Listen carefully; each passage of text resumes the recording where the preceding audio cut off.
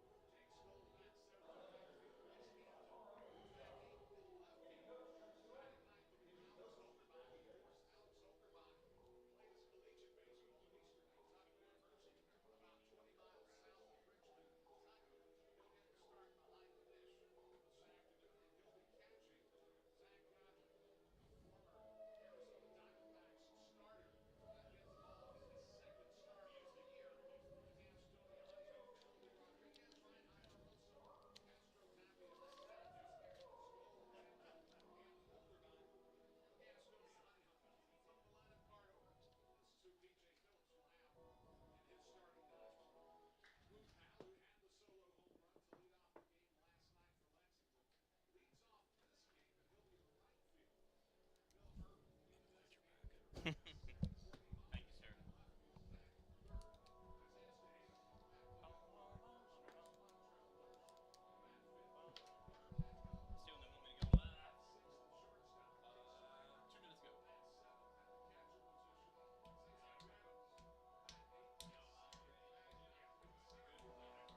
Let's get it.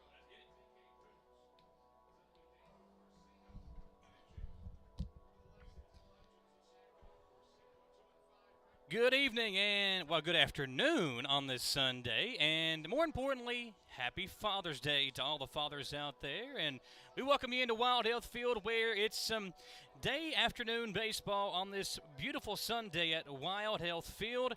Game 3 and the rubber match of this series between the Gastonia Honey Hunters and the Lexington Legends. I'm Michael Watkins, and I appreciate you joining us here on the broadcast today, where it should be a fun day for baseball as the Legends try to win the series and try to get some momentum heading into the latter part of this first half, which is about to wrap up. Lexington and Gastonia, with the two teams squaring off. Lexington got the win last night in some controversial fashion. A 1-run victory to win the series, and Lexington now trying to make it 2 in a row as they try to, again, just try to get some momentum heading into the latter part of the year. Legends wearing their Hustler uniforms today as they get ready for their lineups to be announced. We'll first start off with the visiting team today, the Gastonia Honey Hunters. We'll lead off with the center fielder Rodriguez. Reinheimer will bat second, and he'll play it short. Batting third is Rosa, who is top 5 in the Atlantic League in RBI. He's playing over at second base. Batting cleanup is Castro. He'll be the DH. Batting fifth, Tapia, the first baseman. Batting sixth, Ascanio, the third baseman. In right field is Skoll. Left field, batting eighth is Hampton. And rounding out the lineup for Gastonia, EKU Colonel Holderbach will bat ninth and play behind the plate for the Honey Hunters. For the Legends today, they'll lead things off with the right fielder, Boog Powell, followed up by the DH, Phillip Irvin. In left field, it's Courtney Hawkins, who is the league leader in home runs, tied with Franco from York. He'll bat third and play left field. Batting fourth, the first baseman, Tejeda. Batting fifth, third baseman, Montreal Marshall. Batting sixth, Geraldo, and playing short. Batting seventh is the catcher, Blake Swihard. Batting eighth, second baseman, Cuevas. And rounding out the lineup for the Legends is Kuntz.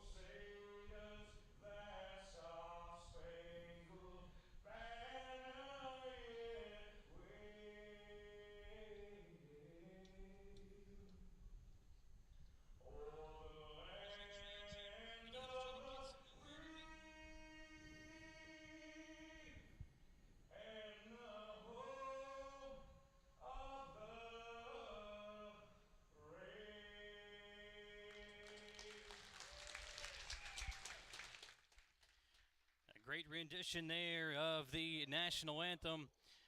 Once again, happy Father's Day to all the dads out there, including my dad, Gary Watkins. Happy Father's Day to him. Happy Father's Day to all of you that are tuning us in, and for all the dads in the ballpark today on this Sunday.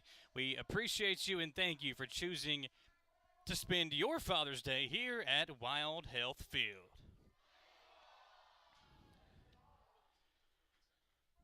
Getting ready for first pitch as the Legends will be in the white Hustler uniforms this afternoon.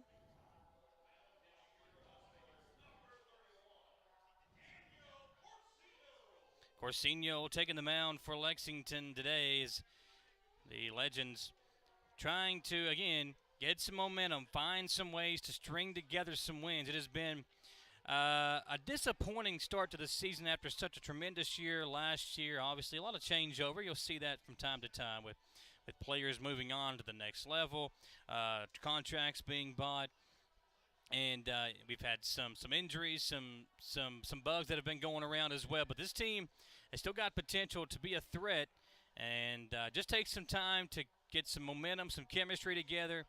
And we know what happened last year when they were able to do that, brought home the ALPB championship in their first year in the Atlantic League.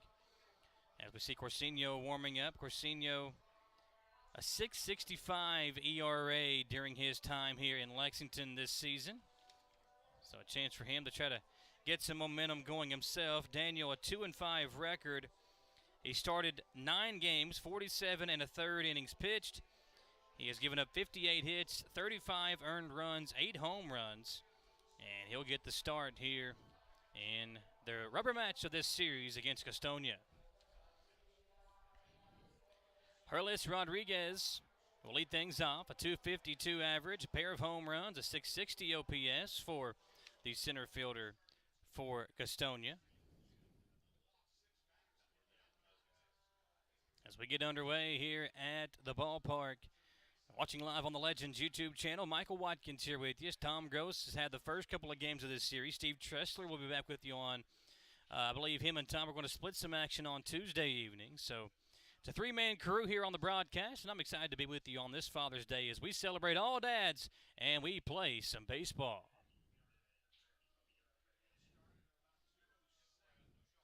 First pitch, 2:07 p.m. as Corsinio rears back, and the pitch is inside, ball one for Rodriguez. Again, Rodriguez, a 252 average on the season. Leadoff man here this evening for Gastonia. Corsinio, this one's fouled off down the first baseline.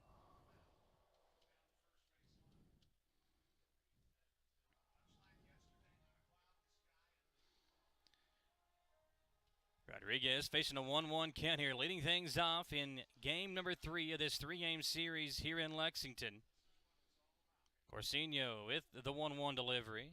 Rodriguez squares around a bump but pulls it back. You can see on the broadcast it is an absolutely perfect day for baseball. We've had good weather over the last couple of days. It was hot to start us off early on in the week, but now we get first pitch here around 76 degrees. Absolutely perfect for some afternoon baseball. Here comes the 2-1. Outside. 3 balls and a strike to the center fielder for Gastonia. Corsinio has had issues this year with putting people aboard. This one's going to be fouled off to run the count full. This season, Corsinio with 20 walks in 47 and 1/3 innings. He has struck out 39, so he's struck out a lot, but he has also allowed guys to reach base. A lot of times it looks as if maybe his stamina starts to wear on him during those middle innings, and that's when Corsinio has really started to struggle. Here comes the payoff pitch, and leadoff man aboard with a leadoff walk, and not the start you want to see if you're a Legends fan.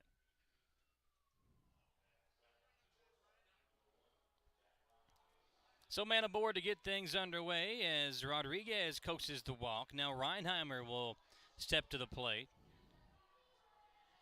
Jack, right around 300 on the season. 299 hitters, 7 home runs, 36 RBI.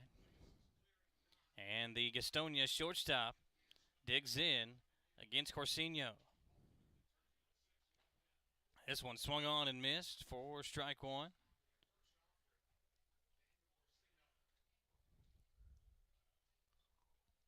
Reinheimer, an 851 OPS, as he tries to help Gastonia strike first and strike early here on Father's Day. This one's grounded over in the hole between short and third.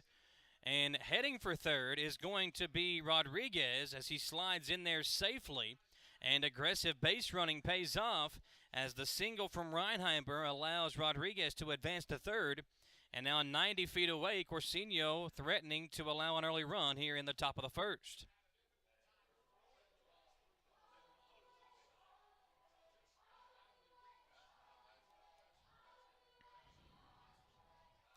So that brings up the second baseman, Rosa. And Rosa batting .328, 8 home runs, 43 RBI. This guy is top 5 in the Atlantic League in RBI on the season.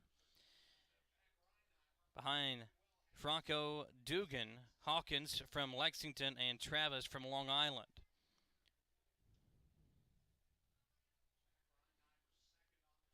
Corsinio checks on the runner at first, comes home with a pitch that's outside, ball one.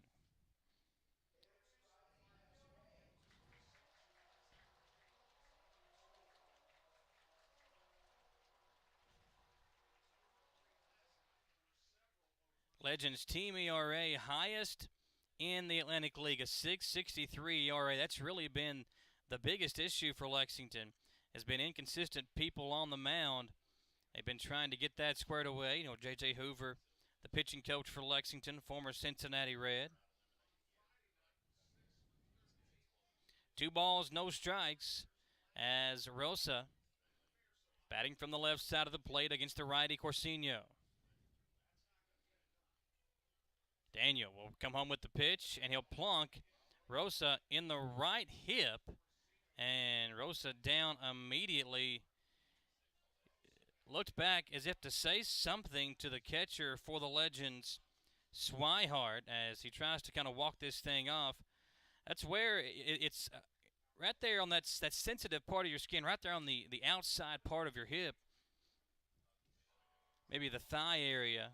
That's where Rosa took that one. Trying to shake it off as the training staff comes out to check on him.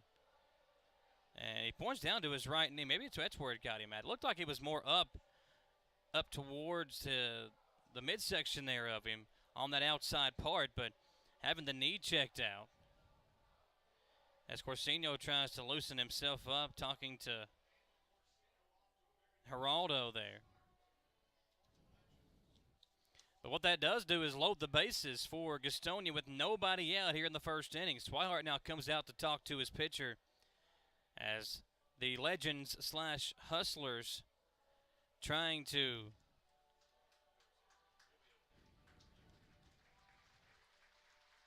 figure out what they're going to do here on the mound. Corsino and Swihart talking things through as Rosa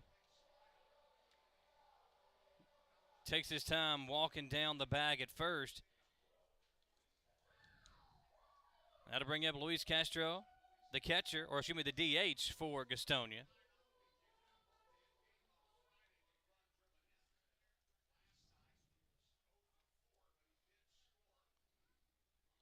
Like Corsino and Rosa exchanging some pleasantries there. I don't think that was any way intentional, but that does again load the bases up for Castro. Here in the first inning, Corsino going to have to do some real work to get out of this inning unscathed.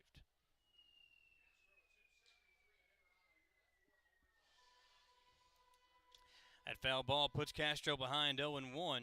As Corsino again struggling to find the strike zone early on.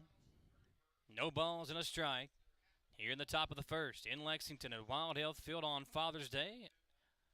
Pitch comes outside, now evens up the count at a ball and a strike. The Legends and the Honey Hunters, two teams and opposite ends. Gastonia 35-16 on the season. The Legends 18-30. And really the biggest difference between these two teams has been consistent pitching as Corsino delivers the 1-1 up in the zone, now 2-1. The Honey Hunters by far the best ERA in the Atlantic League, a team ERA of 3.50. We told you the Legends ERA 6.63.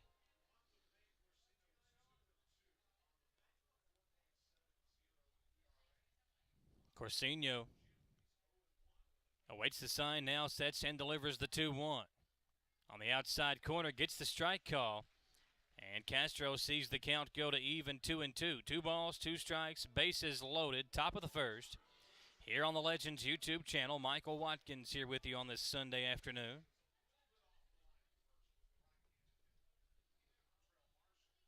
Corsino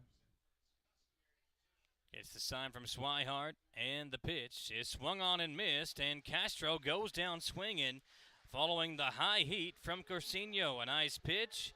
Now a double play ball, and you're out of the jam.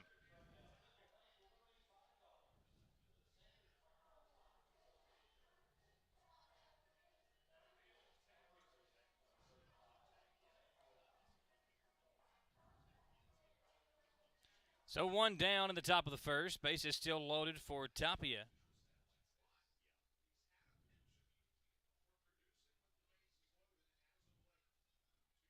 The lefty awaits the pitch from Corsino, and a breaking ball that didn't catch the plate as it comes into the glove of Swihart, and it's now 1 ball, no strikes.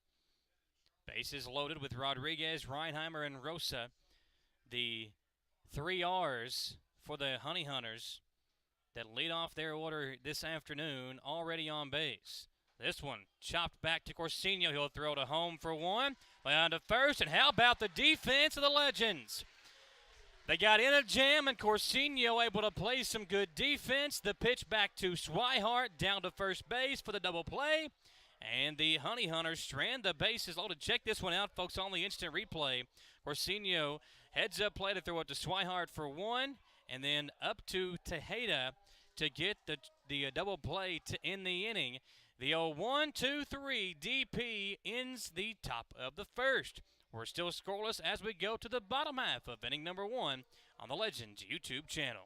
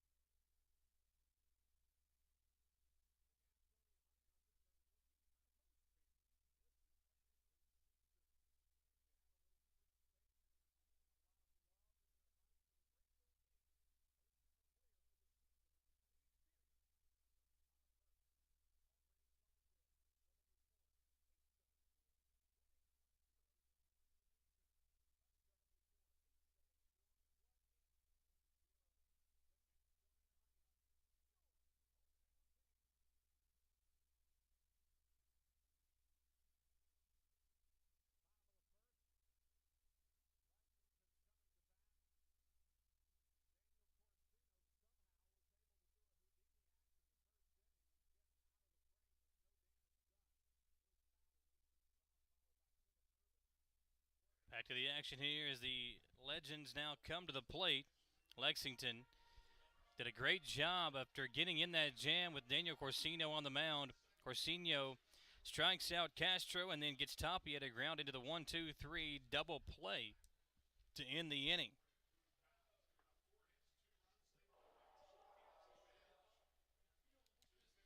It's Powell, Irvin, and Hawkins. Powell, normally the center fielder, playing over in right this afternoon. That ball looks like it's going to get down, and it will, but it'll get down in foul territory, right down the left field line. And out of play from Boog Powell, going opposite field with it. Boog Powell's been a guy that many fans saw last year when he played against the Legends just have monster games, and he led off the game yesterday with a home run for Lexington. He's got 4 of those in the season, 15 RBI, and a .281 average for the Legends leadoff man. Godley on the mound for the Honey Hunters. There eventually will be some puns today with Godley. There has to be. You know, some ungodly pitching. Hopefully not some ungodly pitching, but we'll see what happens as we go throughout the game. It's a 1-ball, 2-strike count to Powell.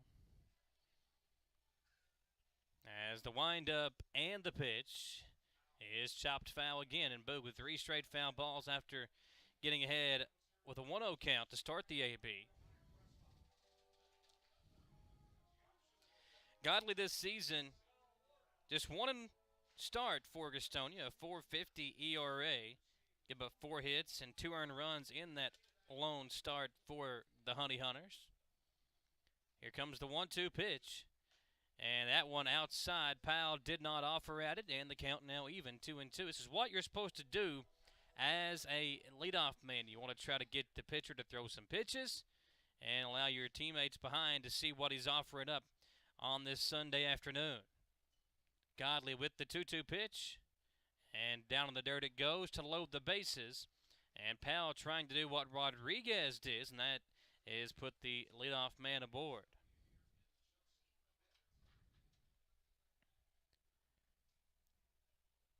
Holderback gives the sign and the payoff pitch. Boog Powell bloops it right to the shortstop, and that one's hauled in by Reinheimer for out number one.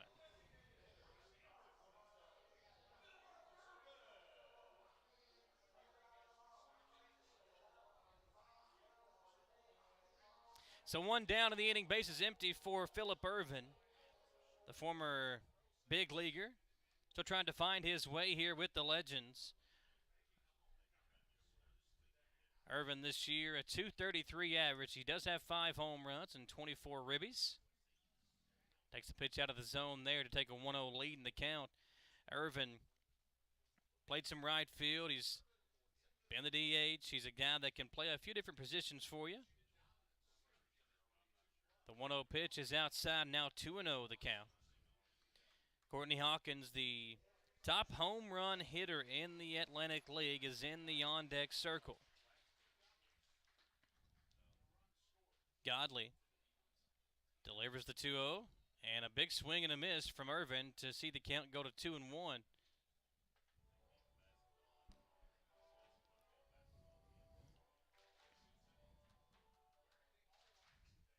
2 balls, 1 strike. Godley with the pitch. Out of the zone now, 3-1. Legends trying to get a base runner aboard here in the first inning. And you'd love to have someone on as Hawkins will be set to come to the plate. This pitch inside, and it's a called strike 2. So as we saw with Boog Powell, now Phillip Ervin runs the count full. 3 balls, 2 strikes to the Legends DH. Godley sets, and the payoff pitch is grounded over to third. Deep in the hole, but third baseman will come up and throw over to first for the out. Good defense there from Ascanio to get the base runner.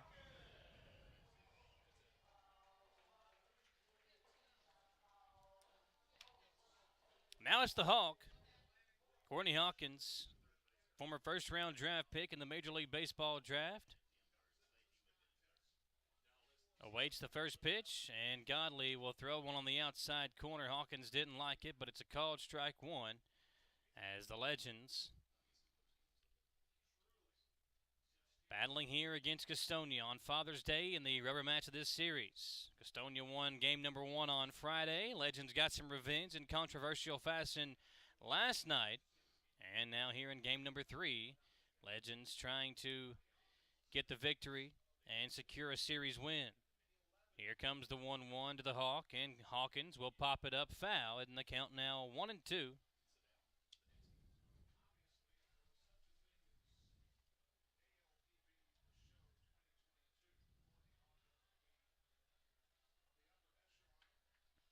So Hawkins trying to give Lexington their first base runner of the ball game as Godley sets and delivers. The Hawk lets it go by, and he did not offer up 2 balls, 2 strikes.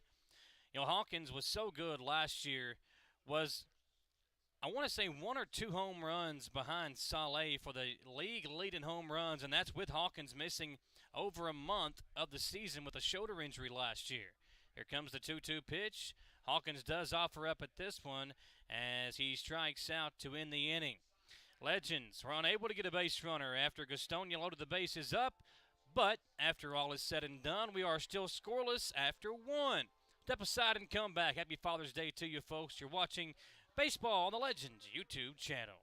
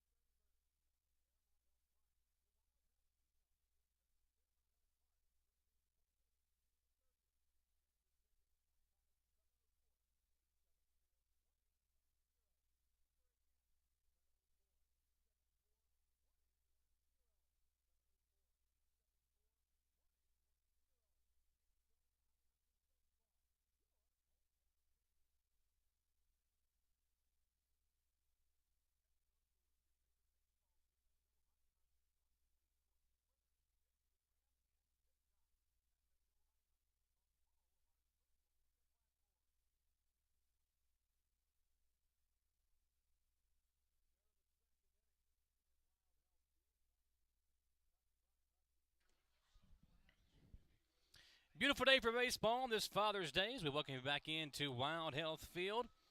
After one, we are scoreless heading into the second inning as the Legends starting pitcher Daniel Corsino allowed the bases to get loaded following a walk, a single, and a hit by pitch in the top of the first.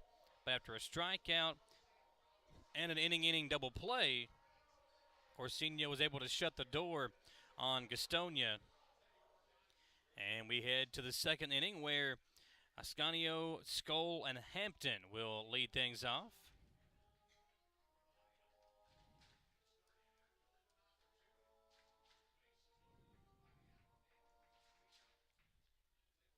Corsino on the mound as the Honey Hunters third baseman awaits the pitch. This one offered up at kind of one of those excuse me swings as he falls behind 0-1.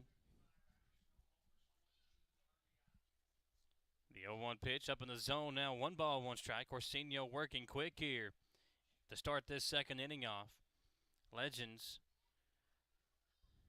again, 18-30 on the year, trying to string a couple of wins together, get a series victory. That's important to them as we head into the latter part of the first half of the season.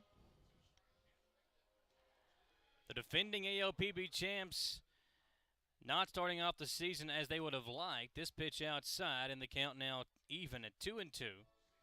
Corsino again struggling to consistently find the zone, but again, after getting himself in trouble, was able to really help himself get out of it with the strikeout and that double play ball that came back to him to start the 1-2-3 DP.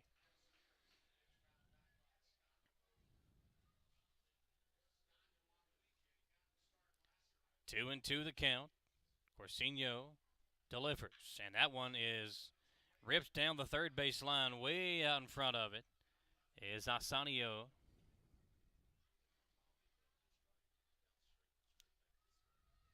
No Brandon Phillips in the lineup. BP was back with the team to start this weekend series. Of course, he was a big part of that team that won the championship last year. Former Cincinnati Red, a Hall of Fame career for Brandon Phillips during his time in the major leagues. Here's a pitch that's up in the zone, and it will hit Ascanio. That one looked like it hit him in the face coming in towards him.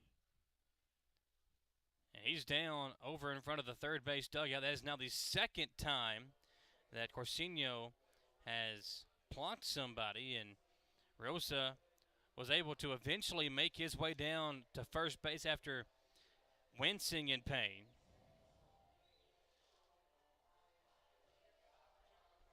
And obviously, we hope in the elbow to where he got him at.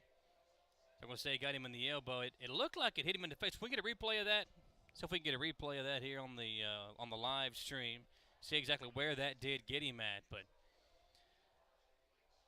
again, that's the second time that Corsino has hit somebody. Here comes the replay here.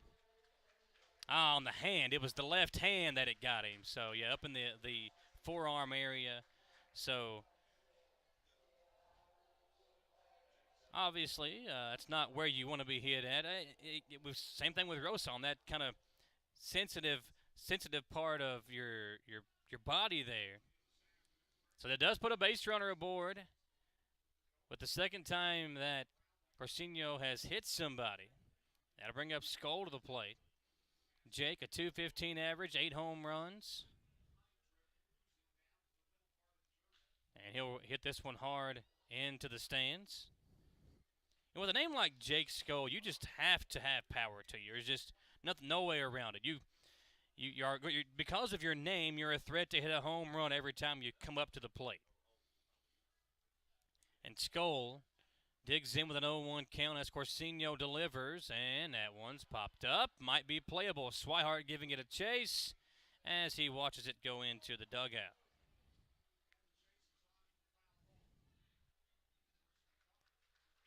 So with the one aboard, now a 1 ball, 1 strike count or make it an 0-2 count to Skoll.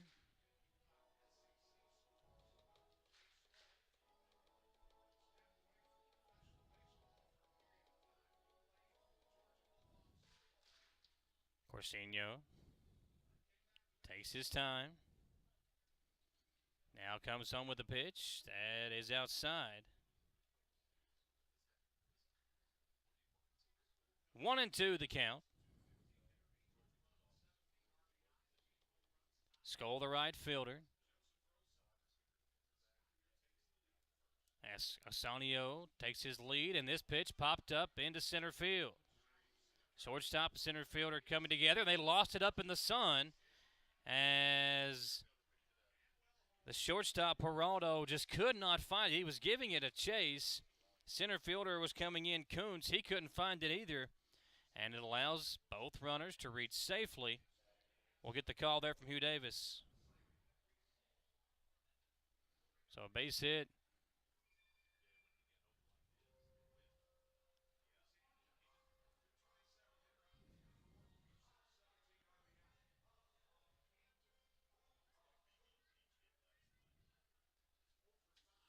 So now the batter will be the right fielder, or the left fielder, Hampton, excuse me. Hampton now will dig in as the Honey Hunters once again in business. With nobody out, they have the first two runners of the, or the first two batters of the inning aboard.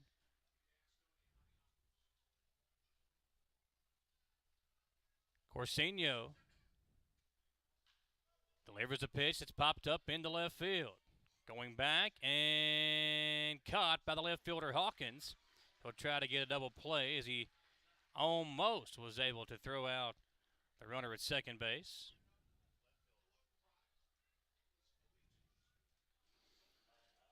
How to bring up Alex Holderbach. Catcher.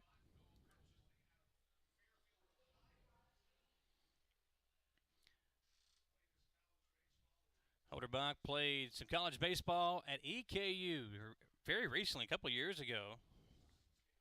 See if I got Hugh Davis get my notes for me here.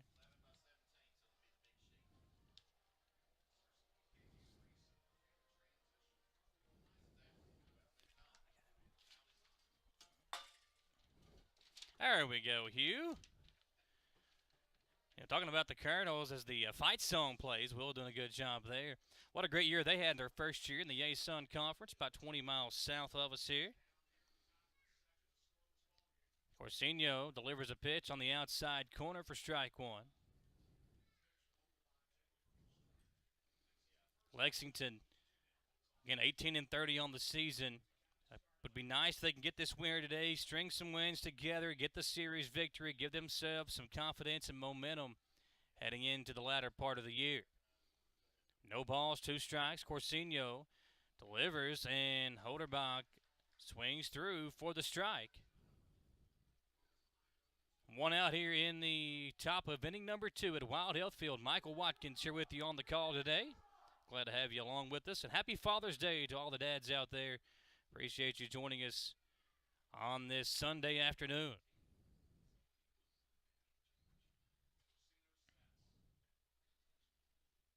Here comes a pitch up into Holderbach as Corsino almost hit his third batter of the ball game.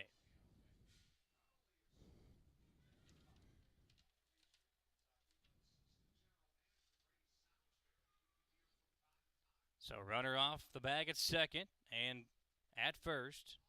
2 on for Holderbach. The 227 average, 4 home runs. That one is popped up down the right field line. It'll get foul and keep the count at 1-2.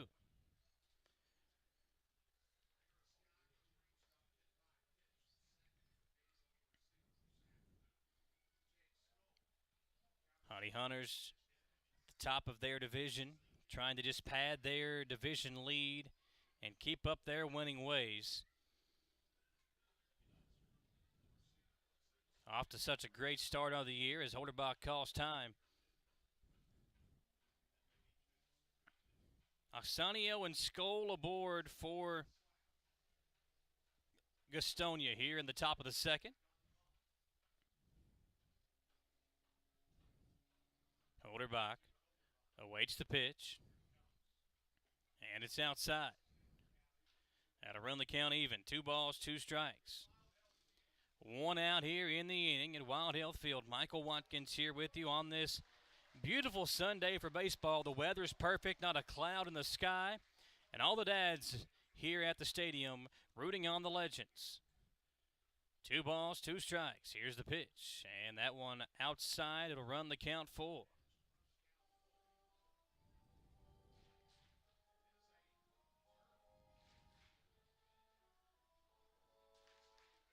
So 3 balls, 2 strikes to the catcher, Holderbach. Number 9 hitter in the lineup for the Honey Hunters. Back to the top of the order with Rodriguez goes in the on-deck circle. Here's a payoff pitch. Corsinho will deliver it, and Holderbach is rung up. Looked as if for a moment that was going to be ball 4, but Holderbach will strike out looking for out number 2.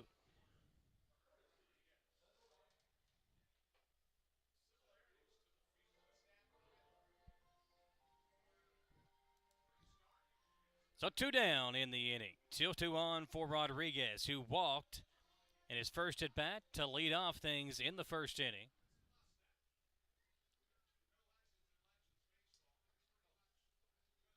Pretty good size hole down the line at third. He'll go opposite way, but he'll foul it off, Will Rodriguez, as that one's heading towards the Legends inflatables, the things all the kids love. Get a great shot there, the Legends pitcher, Corsinho, with his Hustlers jersey on. Of course, the Legends supporting their Lexington Hustler days with the white uniforms and the white pants. Got the blue socks pulled all the way up to the knees. Corsinho with an 0-1 count as he sets back and delivers.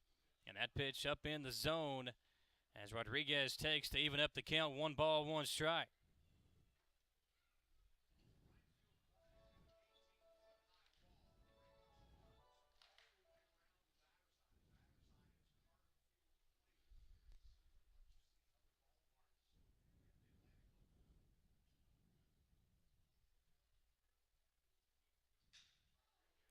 This one's hit down over to second base, and a good job by Cuevas to field it and throw over in time for out number 3 to end the inning. Legends, it allowed 2 runners to get aboard, but they'll come through and pull things out. We're still scoreless. We go to the bottom half of inning number 2 on the Legends YouTube channel.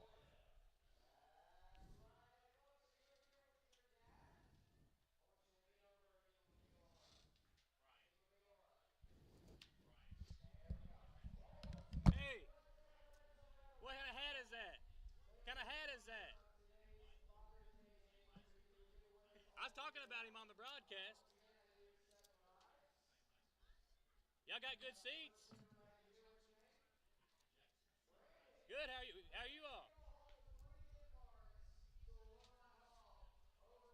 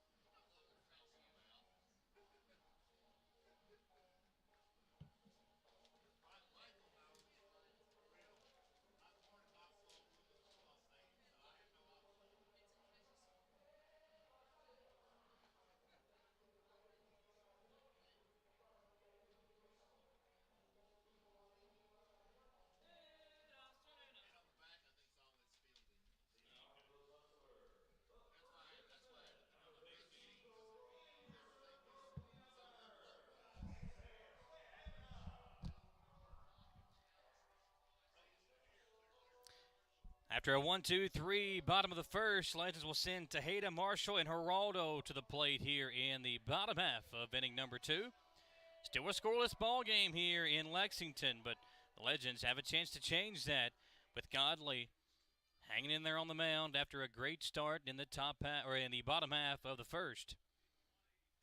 Godley had a couple of full counts, one to Boog Powell, one to Phillip Irvin, but he was able to get Powell to line drive, a line out to the shortstop, and Irvin grounded out to third.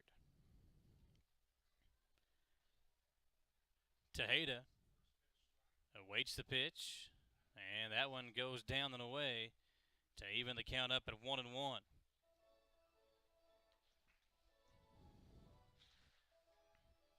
Marshall in the on-deck circle. Got to play with his big cousin yesterday on the field. Swing and a miss by Tejeda will make the count 1-2. Marshall and Brandon Phillips are cousins. They were out there playing yesterday together. Phillips not in the lineup today, but don't be shocked if he get a chance to pinch hit. 1 ball, 2 strikes. This one inside, and easy call there for the home plate umpire as Tejeda will strike out looking. Back-to-back strikeouts for Godley. He got Hawkins to end the first inning and strikes out Tejeda but begin the second. That brings up Montrell Marshall. Marshall, a great athlete, third baseman for the Legends, as he digs in here against Godley to try to give Lexington a base runner. Godley with a pitch, and the first pitch is fouled off down the right field line. Lexington will have Geraldo in the on-deck circle. Marshall this year a .255 average, got 4 home runs, 19 RBI. Tell you what, though, he's had some of those home runs here at home. They have been absolute bombs for Montrell. Marshall awaits the 0-2 pitch. He'll foul it off again, this time over towards the Mattress Overstock Stables. Still 0-2 as Godley tries to work through the lineup here for the first time. That one's outside. 1 ball, 2 strikes. One of those pitches you try to get someone to chase after, but Marshall again able to hold off. It's 1 ball, 2 strikes. Geraldo in the on-deck circle for the Legends as Godley gets a sign from his catcher, Holderbach, and delivers. And it's grounded over to short. Going to be an easy play. Throw over in time. Routine ground ball to retire Marshall. And there's now 2 down in the inning.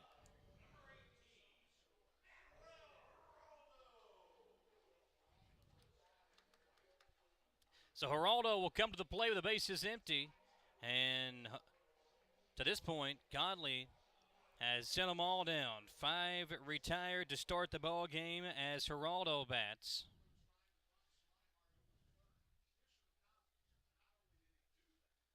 As the pitch is delivered into right field, and the first pitch Geraldo sees, he will fly out to Skoll in right to end the inning. Legends 3 up, 3 down once again. We're still scoreless. Now heading to the third. We're live at Wild Health Field on the Legends YouTube channel.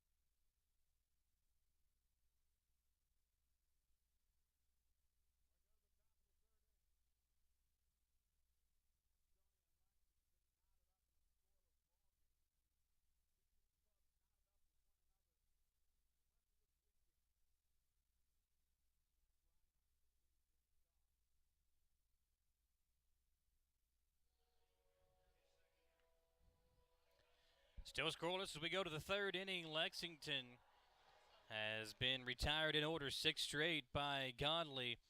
Corsinio has gotten himself in a jam in both of his innings, but still nothing to show for it for Gastonia as Reinheimer leads things off with a foul ball back behind the plate for strike one. Lexington and Gastonia battling here in the rubber match of a 3-game series. Gastonia winning game number 1. Legends getting the victory here last night. This one grounded over to Geraldo. He'll throw over in time for a quick out number 1. Reinheimer now 1 for 2 in the game.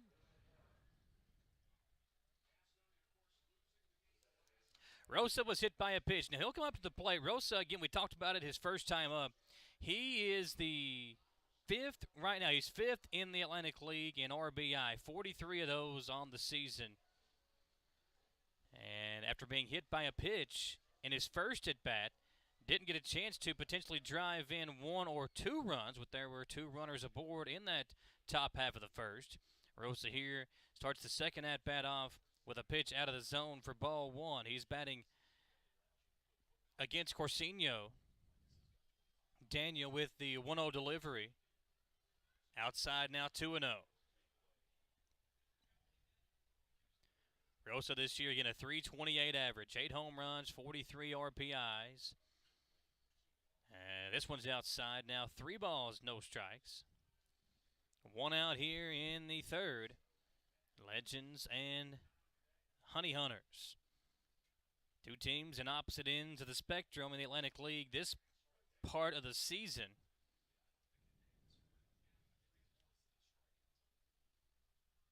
Three balls and a strike as Daniel delivers another one out of the zone. So Rosa has been aboard both times tonight and has yet to even have to move the bat. He was hit by a pitch in his first AB. This time he will coach the walk.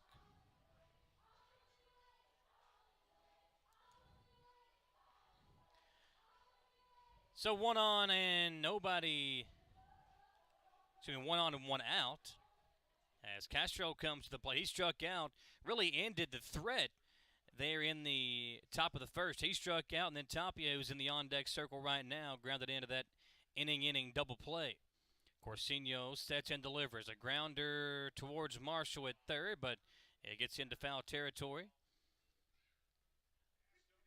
Talked about the pitching being the big difference between these 2 teams. The Legends right now, a team or a league worst ERA, is .663 as a team.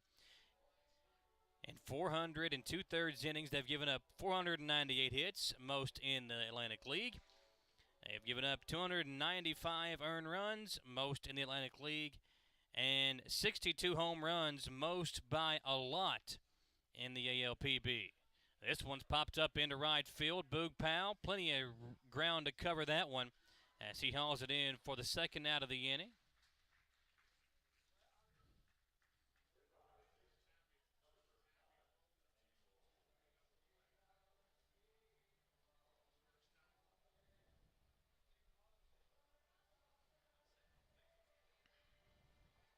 So 2 down for Tapia, the first baseman.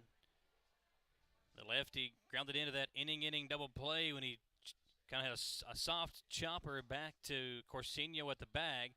First pitch here he offers up at, and heading into center field. Kuntz will come over and make the catch, and the inning is over. Again, Gastonia gets a runner on board, but they strand him at first as we go to the bottom half of the third here on the Legends YouTube channel.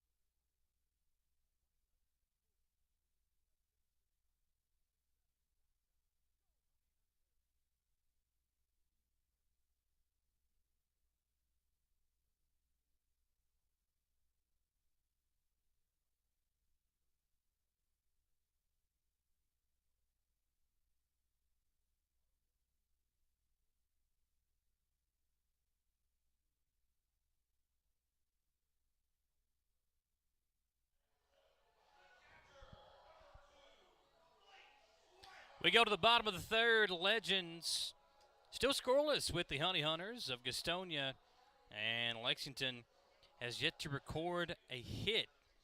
We've seen Powell, Irvin, Hawkins, Tejeda, Marshall, and Geraldo all step up to the plate and all be sent back to the dugout. And now it's Swihart, Cuevas, and Kuntz, the 7, 8, 9 part of the order, coming up here to bat for Lexington as they bat here in the bottom half of inning number 3. Here's Godley, who's been, well, pretty godlike on the mound the way he's pitched thus far. Had a great start to today's game as he now faces off against Swihart. 2-0 Blake down the right field line, pulled it just a bit too much as that one will find the Mattress Overstock Stables. 2 balls, 1 strike.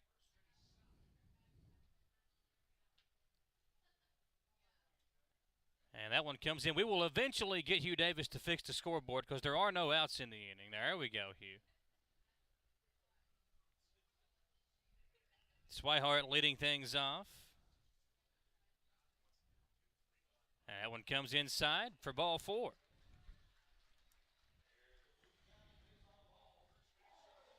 So the Legends have their first base runner of the game as Swihart coaches the leadoff walk, and it'll bring Cuevas to the plate.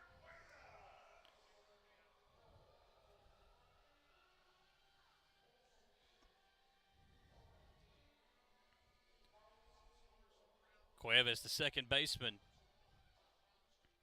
with a chance to get some momentum going.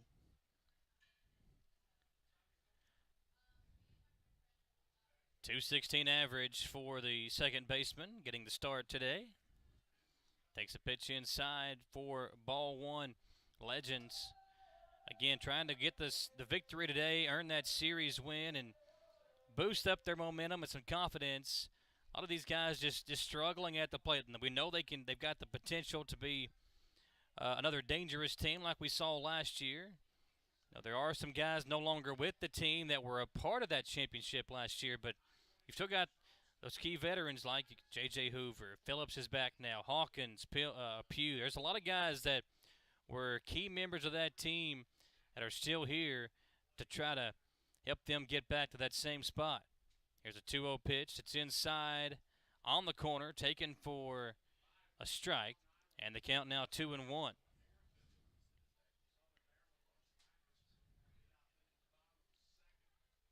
Over at first is Blake Swihart.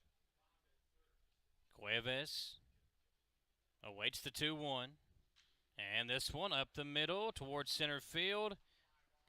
Nice job by Rodriguez to get to it and make the catch for out number 1.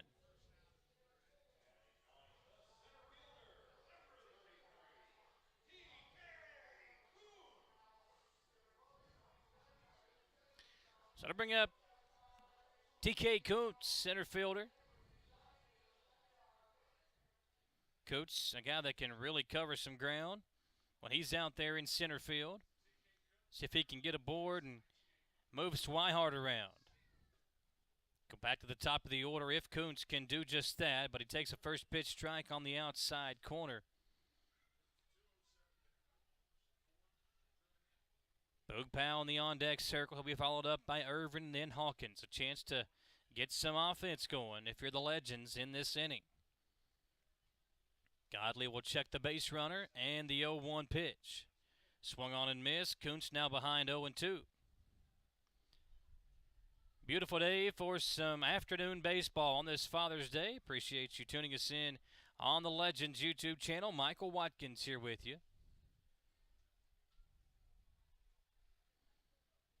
No balls, 2 strikes. Here's a pitch. Swung on and missed, and Kuntz on 3 straight pitches goes down, swinging. And there's 2 outs in the inning.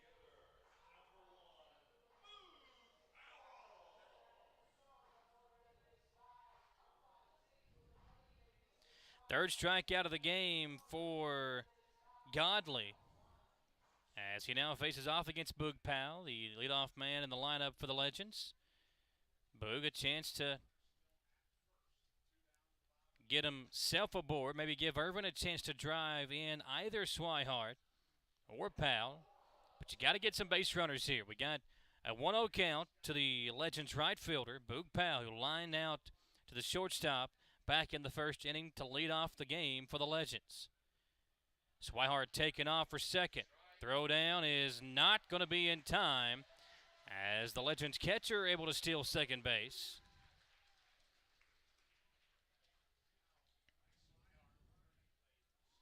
Check out the replay here. It's a good throw, but more towards the second baseman. Made it a little bit easier for Swihart to slide under that potential tag. Now runner in scoring position for Powell. Legends looking to take the lead. 1 ball, 1 strike as Godley delivers, and the pitch is down in the dirt, 2-1. Powell almost offered up at that one, but held off.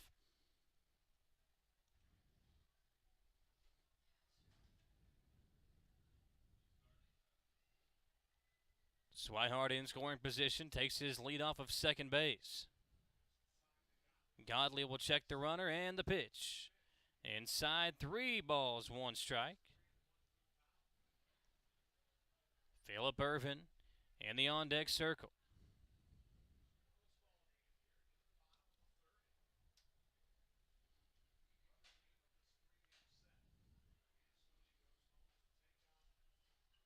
Powell taking his time as Godley finally gets the sign.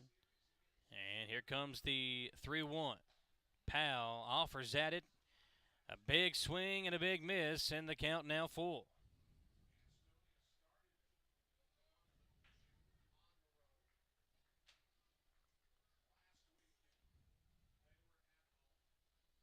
Three balls, 2 strikes. Swihart takes his lead once again. Godley, the payoff pitch, and Powell will offer up at it. Chases one down in the dirt, gets away from the catcher as Holderbach comes up to throw him out. In the inning, Legends got a runner aboard. Still no hits, but they strand him at second base as Swihart got the stolen base, but is left hanging out there. Still scoreless, now through 3 on this Father's Day edition of some afternoon baseball on the Legends YouTube channel.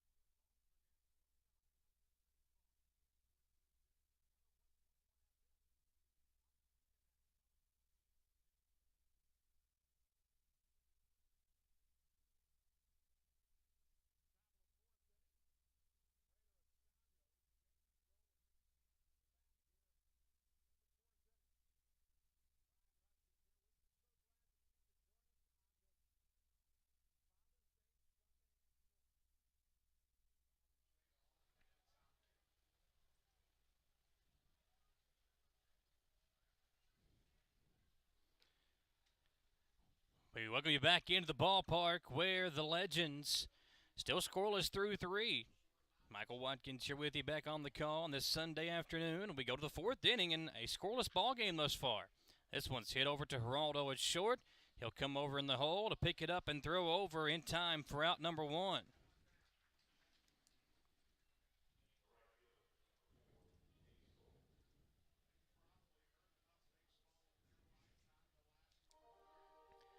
Corsinho has gotten himself in trouble a couple of times in this game. In the first and second inning, it looked as if he might not even make it through those innings, but was able to rear back, get himself out of some jams, and now with one out in the inning, he's facing off against Jake Skoll, the right fielder.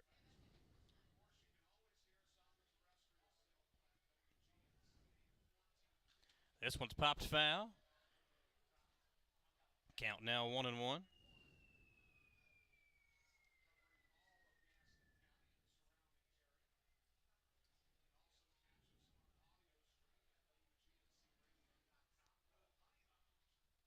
Here's the 1-1 pitch. Skoll takes it down in the dirt.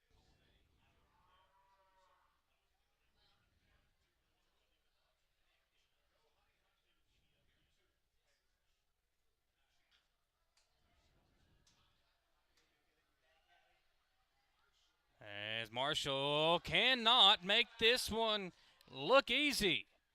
Montreal again, second time today that a Legends defender has lost one up in the sun. And he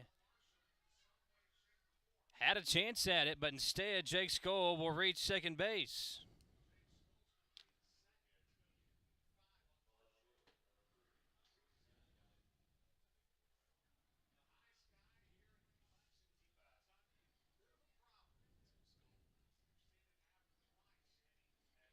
So that's the second time the Legends have allowed a base runner to reach. First time it was ruled a base hit.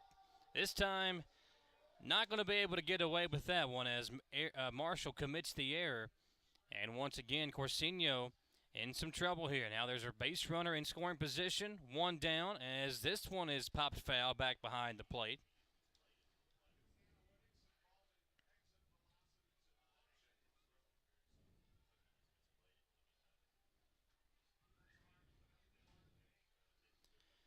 Hampton batting against Corsinho. Reese, a 227 average. He's got 4 home runs, 17 RBI on the year. Daniel delivers a pitch outside. Now a ball to strike.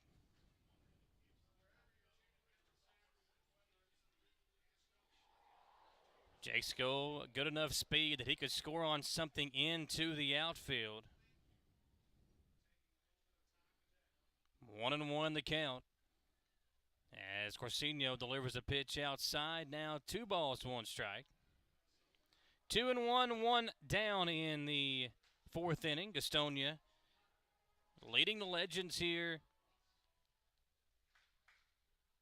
in the season series, but Lexington trying to get the series here in Lexington. Today's rubber match with each team winning a game thus far. Legends got the win last night to make it 1-1 in this 3-game stand. Corsinho forced Skoll back to the bag at second by stepping off. Now sets and delivers the 2-1 to Hampton. And Reese will ground it over to third. Marshall this time will look back the runner, throw over to first. Not going to be in time as the speedy Reese Hampton able to reach base. Again, Skoll, the threat of him advancing up to third forced Marshall to check back at him, and that little hesitation allowed Hampton just enough time to hustle up and reach base safely.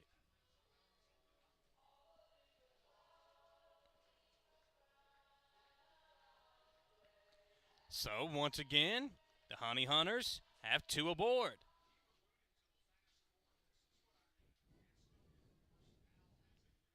Two on, 1 out for Holderbach.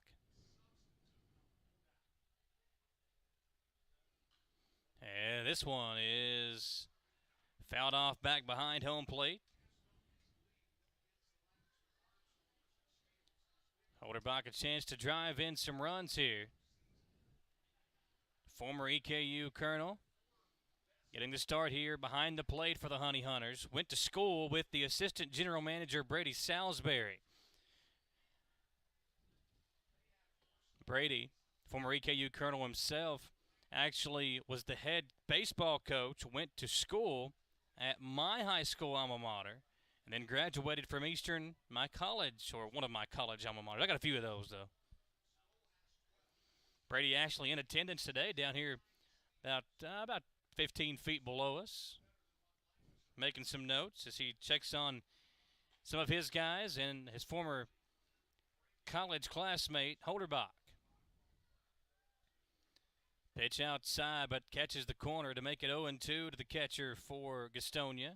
Skoll at second, Hampton at first. 2 on and 1 out as Corsinio faces off here against the catcher for the Honey Hunters, Alex Holderbach.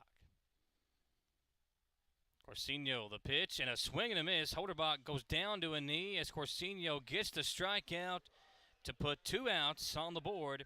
And the second strikeout of the game now for Holderbach, and the second of the game for Corsinio.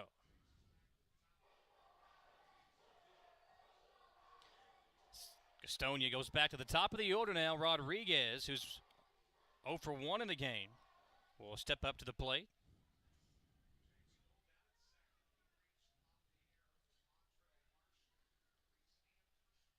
Corsinio checks on the lead runner, Skoll, and delivers.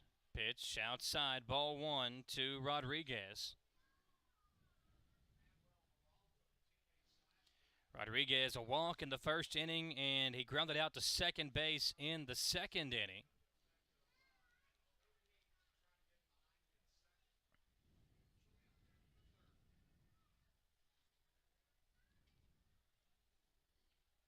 Daniel will check a lead runner again, and the pitch.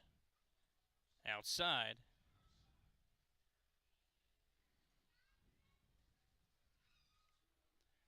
At second is Jake Skoll. At first base, Reese Hampton. A couple of guys with some decent speed, especially in the form of Hampton at first. See if the Legends can once again get in a jam, but get out of it. Corsinio will check Skoll and deliver. Did he offer up?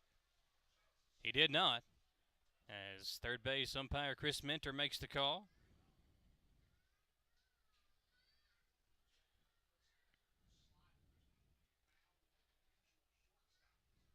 Rodriguez again walked and grounded out to second base in his 2 at-bats thus far. Reinheimer in the on-deck circle if Gastonia can extend the inning. 2 down, 2 on, and here comes the pitch. That's a called strike as Rodriguez taken all the way. Now 3 balls, 1 strike.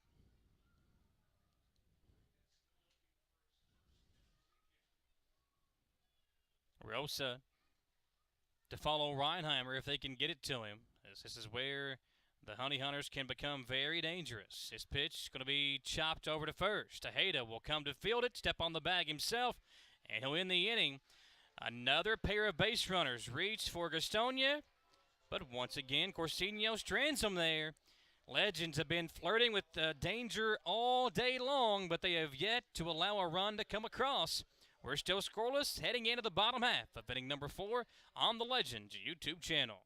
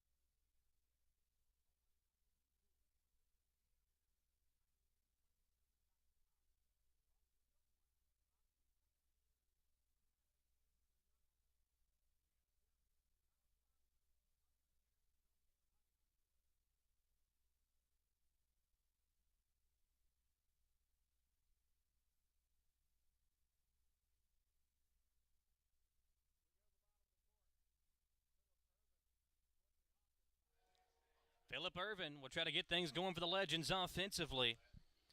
The DH today, Irvin leading things off here in the bottom half of the fourth in a scoreless ball game thus far. It'll be Irvin, Hawkins, and Tejeda for the Legends.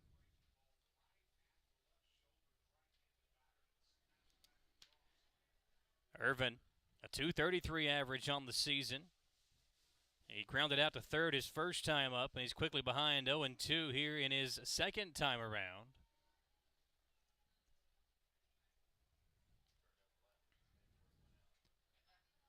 Godley with the 0-2 delivery, and Irvin this time a hard hit ball in the left field line and into the shrubbery.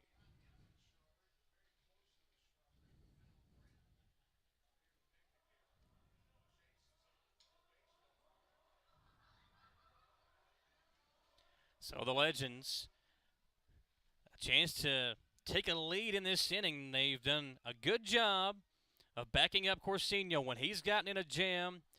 They have been able to back him up. He's done a good job himself of putting the right pitches out there. And the Legends now need to do something on this side of the plate as Irvin sees that one go outside to even up the count at 2-2. Legends 18-30 on the season. Gastonia at the top of the division. On their side, they have been so good, and consistent's been the key factor for the Honey Hunters. This pitch outside, and now 3 balls, 2 strikes, as the Legends try to get the base runner here. Honey Hunters 35-16 atop the South Division. The Legends in the basement of the South Division at 18-30, 15.5 games back of their opponent here today. How about the season for the Blue Crabs? My goodness, 40-12. Those are Hugh Davis-like numbers.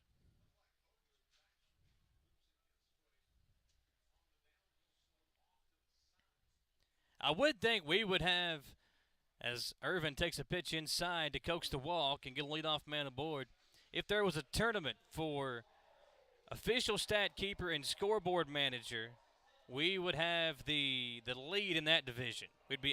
We might have 1 or 2 losses because there's been a couple of games where you guys have missed, but other than that, we're going to be at the top of the division, I believe.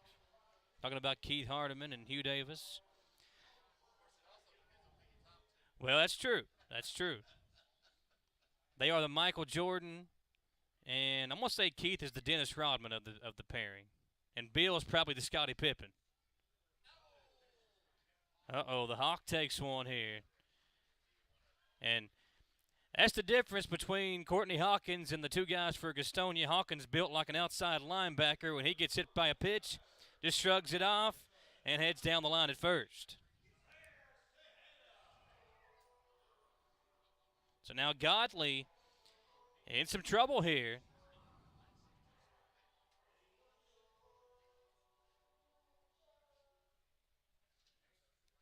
Phillip Irvin gets the leadoff walk. Now Hawkins hit by a pitch. 2 aboard for Tejeda, who struck out in his first at bat.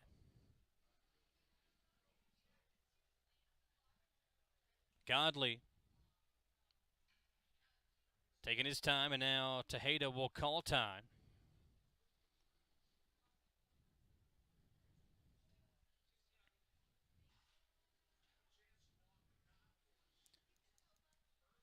Phillip Irvin has got decent enough speed. He might be able to score if Tejeda can find one into the outfield here. Not sure you want to test the arm of Jake Skoll in right field, but maybe the left or center fielders. As Godley now set to deliver the first pitch of the AB. It's outside for ball 1.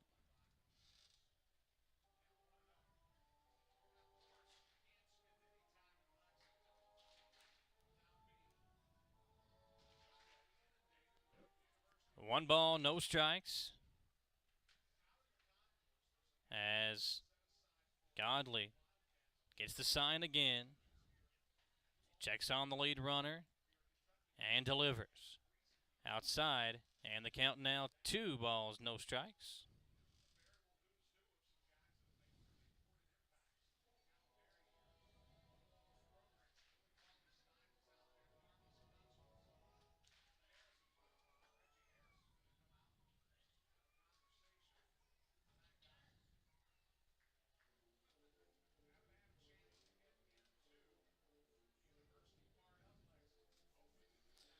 meeting of the minds here on the mound as Godley finds himself really in a pickle for the first time tonight. He's allowed a base runner in the last inning when he was up there, when I got the walk to Swihart to lead things off. But now you walk Irvin to lead off this inning, then you hit Hawkins and fall behind 2-0 to Tejeda. So just checking on the command of his starter. And the Legends would love to see Tejeda come through with a base hit here, maybe see him break through and get some confidence back himself. Tejeda on the season, the .247 average, 3 home runs and 16 RBI. That pitch taken inside, ball 1. When you have Hawkins at the plate and you have Brandon Phillips behind him, or maybe a Tillon Pugh, a little bit more confidence on who you have backing up the top hitter in the league. But now with a 2-1 count, Tejeda trying to drive in the first run of the ball game. He'll pop this one foul, and the count now even at 2-2.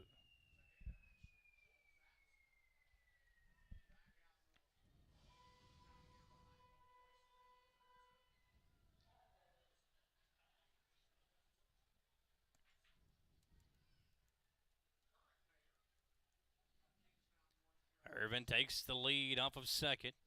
Hawkins, who's got a few stolen bases himself, takes the lead off of first. Godley checks on the lead runner. And now both guys will back up as he steps off the mound.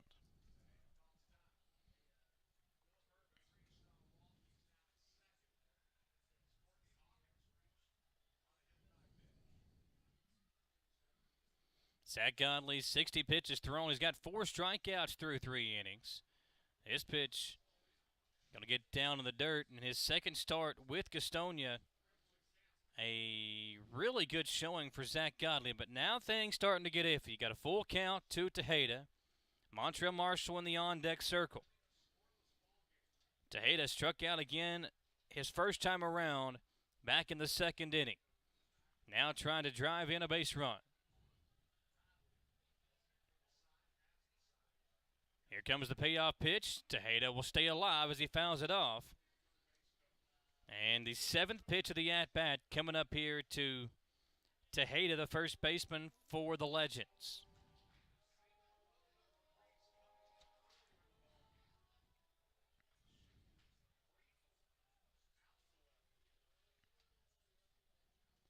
Godley working with Holderbach. Gets the sign. And the payoff pitch.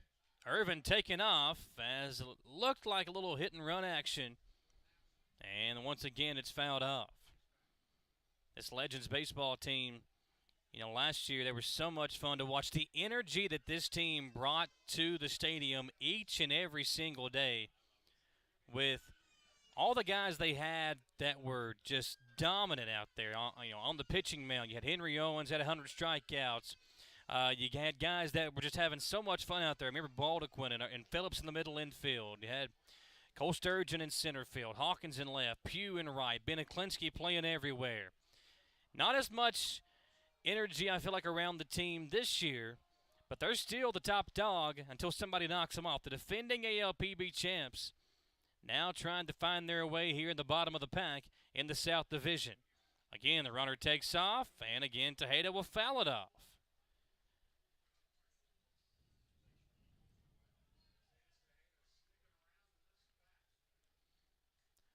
Tejeda making sure that he makes Godley work for whatever this is going to be, a strikeout, maybe a base hit, whatever this is, he's making the starting pitcher for Gastonia work for it. Pitch number 9 to the at-bat. Godley awaits, gets the sign, checks the base runner, and he'll step off the mound, forcing Irvin back to the bag at second base. On the last 3 pitches, Irvin and Hawkins have both taken off. We'll see if that's still the signal here on the pitch number 9 of the at-bat. Irvin takes off, pitches outside, ball 4, and Godley now in some real trouble.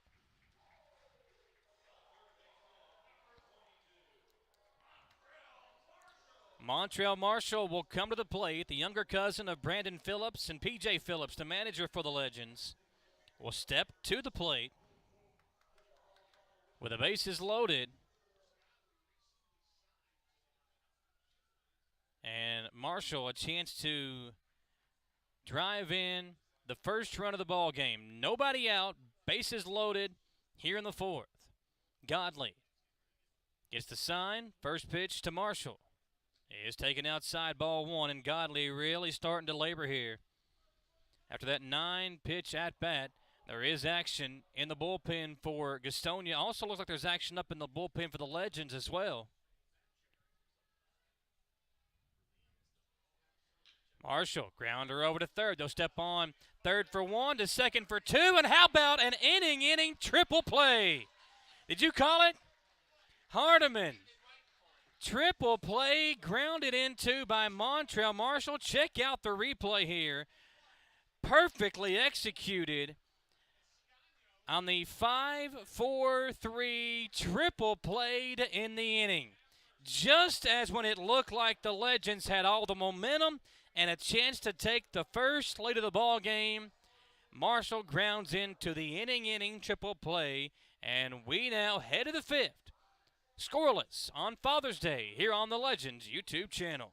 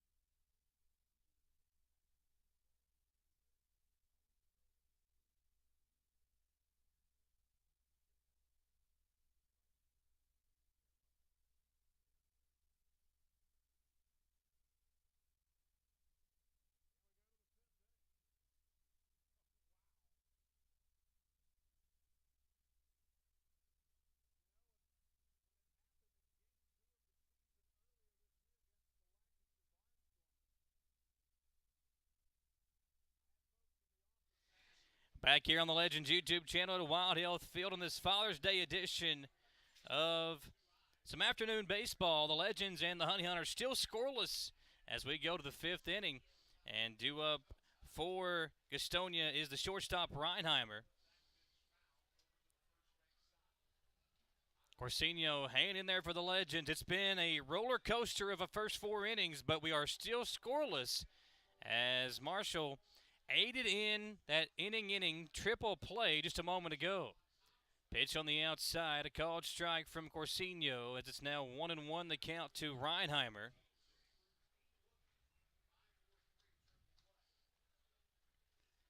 Here comes the 1-1 outside, 2 balls and a strike.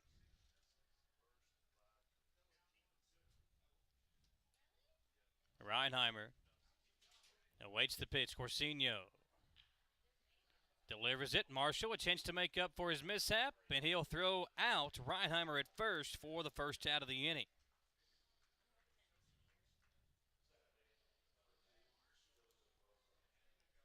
So Joseph Rosa now comes to the plate.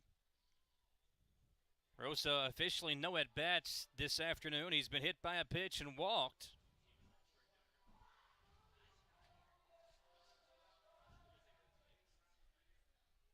My boy Will's killing it with the music this evening. Breaking ball that doesn't catch the plate, ball one. If you are not here today, folks, you are missing, I'm telling you, an absolute perfect day for baseball. We've had a great game thus far.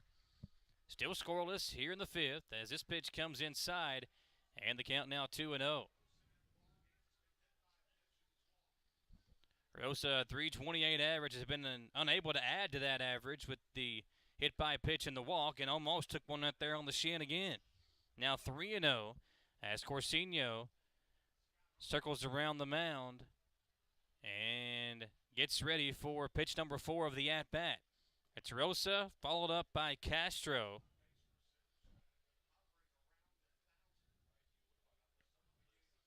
The 3-0 pitch, outside ball 4, and Rosa again will be unable to move the bat off his shoulders as he coaxes another walk, his second of the game here in the 5th. How to bring up the DH, Castro.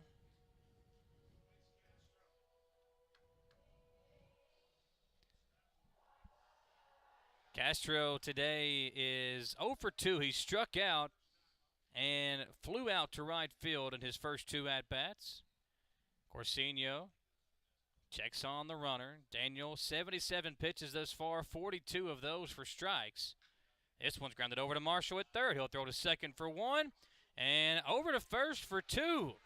Man, the defense playing well for both teams. Corsinio allows a base runner. Very next pitch, an inning double play. Check it out here as Marshall turns the 5, 4, 3 DP, and the inning comes to an end. And once again, we are still scoreless heading to the bottom half of inning number 5 on this Father's Day edition of Legends Baseball at Wild Health Field on the Legends YouTube channel.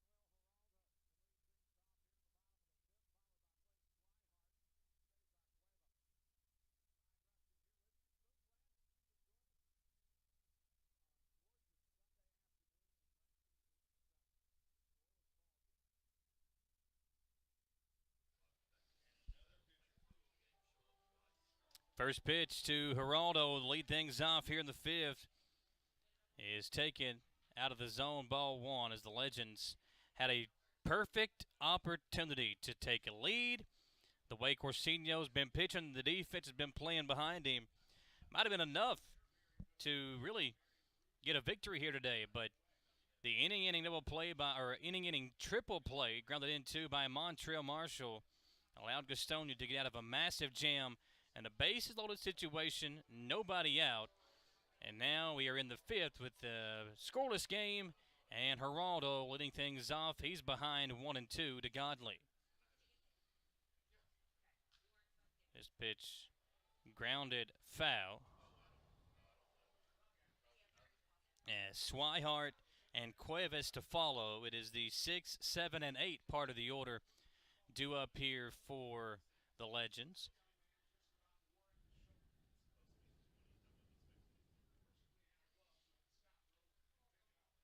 This one hit over to second base, and the Legends shortstop will ground out to the Honey Hunter second baseman as Rosa able to field it and throw over in time for out number 1. Talking about Brady Salisbury, who is the assistant general manager for Gastonia. He's hanging out at the game today with my former college roommate, Gentry Hayes, up here in the game with us this afternoon. Gentry's been a long-time supporter of the Legends as that pitch is taken for strike one.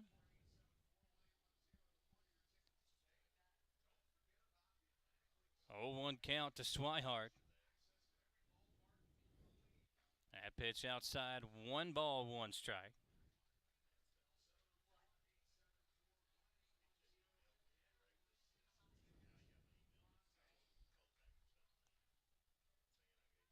The 1-1 pitch way outside, now 2-1. Lexington, again, trying to string together a couple of wins, get this series victory. Got to score some runs, though, as this pitch comes inside, now 3-1 to the former Red Sox prospect, Blake Swihart. Got some time up in the big leagues with the Red Sox, did Blake. You know, I'm a Red Sox fan myself, so seeing him here is fun to follow his career. Blake, 4 home runs and 15 RBI, a 174 average playing for the Legends. And you can see him there on the broadcast, his Hustlers uniform on.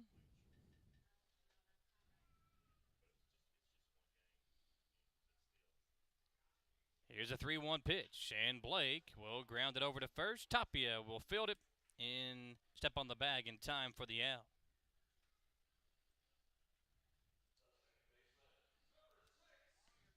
So that'll bring up the second baseman, Cuevas. Cesar today 0 for 1 with a fly out to center field in his only at bat. And with 2 outs, Legends needing some base runners here. We'll have Kuntz in the on-deck circle. And it'll go back to the top of the order with Powell, Irvin, and Hawkins to follow.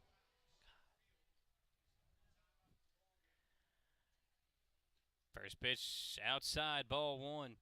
Godley has pitched well, got himself in that big jam, but of course the triple play ball aided in getting out of that one. 78 pitches, 44 of those for strikes for Zach Godley as he faces off against Cuevas and gets him to swing through for a strike, and the count now 1-1.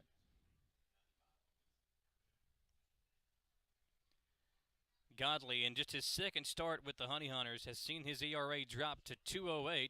This one grounded right back up the middle. Rosas will field and throw over, and another 1-2-3 inning for Gastonia as the Legends unable to get the offense going. 1-2-3, and we go to the 6th inning. Still scoreless on the Legends YouTube channel.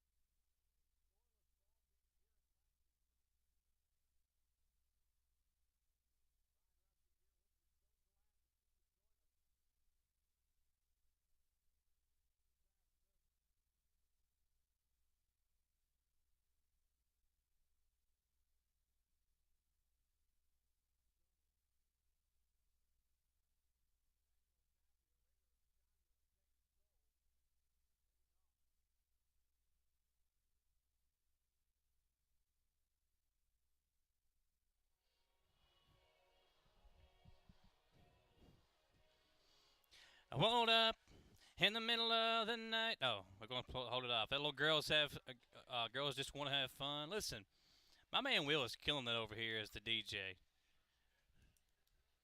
I just want to go. I'm going to go out there and just start dancing, man. Back to action here as Tapia leads things off for the Honey Hunters. It's Tapia, Asanio, and Skoll, the 5, 6, and 7 part of the order. Pitch outside, now 2-1. That's the thing that Tom and Steve just can't deliver to you folks. They can't sing like your boy can, all right? They'll try. 2 balls and a strike. His pitch fouled off. 2 balls, 2 strikes. Yeah, Tom will be back on to start the game on Tuesday. Steve will come in and close it out for him because Tom goes to bed at like 8 o'clock. And then I'll be back, I believe, on Wednesday as Tapia will swing and miss for the strikeout. You can catch all the action every single game for the Legends and the Genomes when they're at home as well on the Legends YouTube channel. If you're watching this game today, you can catch all the action here every single day at the ballpark. Swung on and missed for strike 1 as new batter is Asanio, who is 0 for 1 today.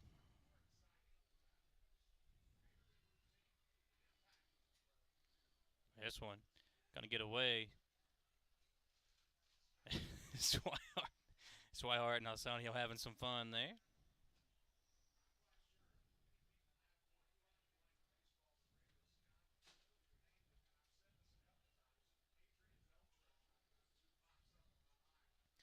This one grounded over to second, and it'll get through. Past the second baseman, Cuevas, and into right field as Asanio grounds it through to get aboard for a base hit. And the Honey Hunters have 1 on with 1 down here in the inning.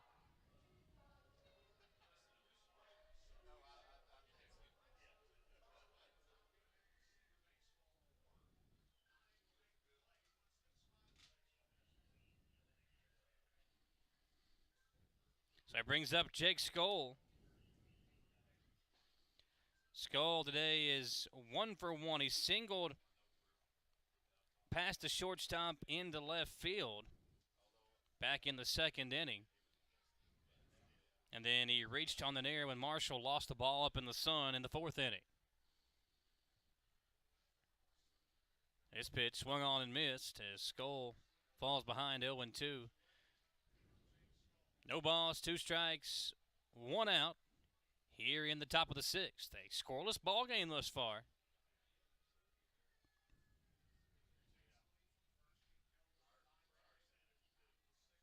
Corsinho will check the runner and deliver the pitch outside.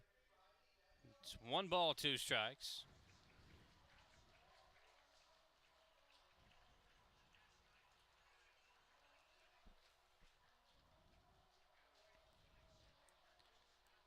Skoll at the plate.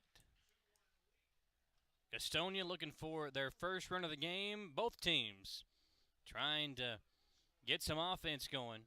The Honey Hunters had plenty of opportunities throughout the contest thus far, but have yet to put a run across. The Legends had a beautiful opportunity 2 innings ago with a bases loaded, no out situation, but an inning triple play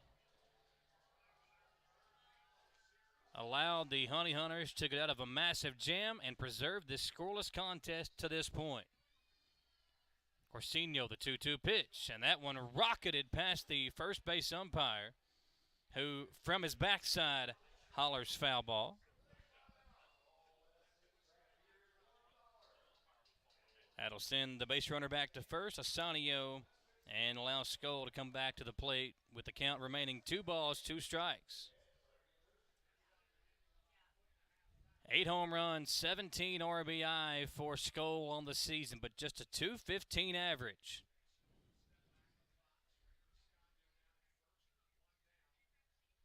Skoll awaits the pitch from Corsinho, checks the base runner and delivers, and another ground ball. This one is going to be fair, And caught in a pickle is Asanio.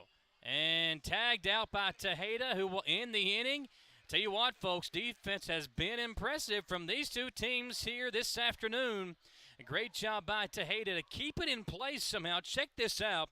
It comes right down to him. He had it in his glove, lets it fall out, and an easy job to track down the base runner who slides a little bit short of the second base bag. And the inning comes to an end. Now let's get some offense going. Legends will send Coons, Powell, and Irvin to the plate when we come back on the Legends YouTube channel.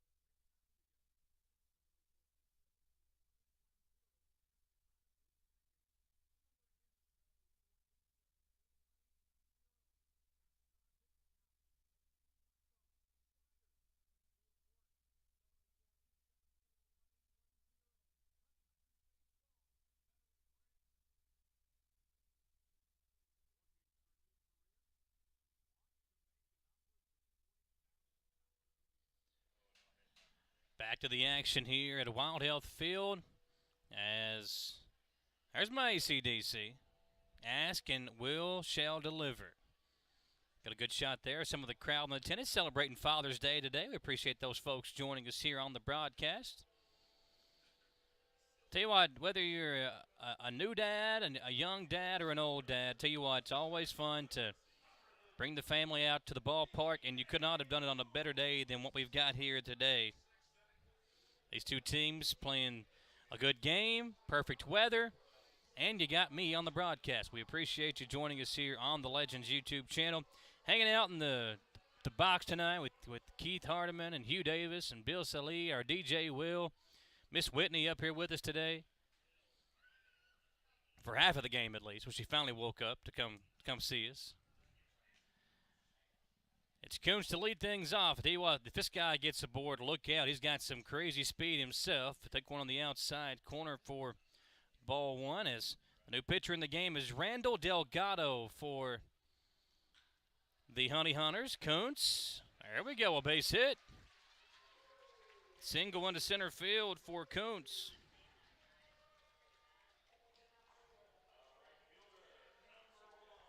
After a quick 1-2-3 inning the last time around, Legends start this inning off with a base hit from Kuntz and have one aboard. As we go back to the top of the order now with Boog Powell, who is 0 for 2 today. Powell hit a line drive to the shortstop to go down in the first inning and then struck out in the third. Delgado on the mound. In 7 appearances for Gastonia, 16 and 2/3 innings. He's allowed 10 hits, 1 earned run, 5 walks, and 15 strikeouts for the Honey Hunters. Pitch in here to Powell is taken for a strike. First pitch of the at-bat to make it 0-1 to the Legends right fielder, Boog Powell. Normally in center field. Moved over to right with Kuntz playing center today.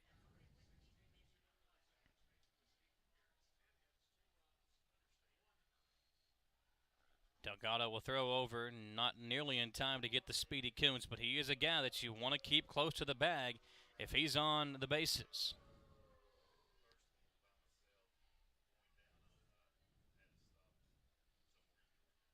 Kuntz, 2 stolen bases thus far for Lexington this season. Powell almost able to get one in there safely, but it will roll foul down the third base line, and Legends right fielder will have to come back to the plate. Kuntz, in just 8 games, those 2 stolen bases, but he's only had 29 plate appearances and 25 at-bats total. So he's on base with Powell at the plate. See if we can get him going here. Get this offense moving and turning and doing what it needs to do to get this team some momentum heading into the latter part of the first half of the season. Here's the 0-2 to Powell. Legends almost eliminated from playoff contention. I believe they're still hanging on by a thread. But they've got to get some wins and string a bunch of them together here in the next couple of weeks. Here's the 0-2. Powell grounds it to the pitcher. Delgado will throw to second for 1 and to first in time for the double play.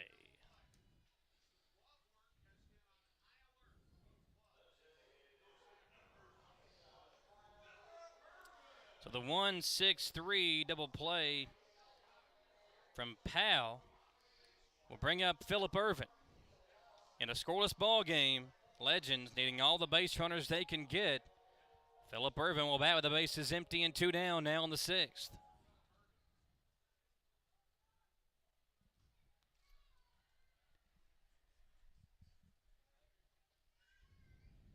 First pitch outside, ball 1.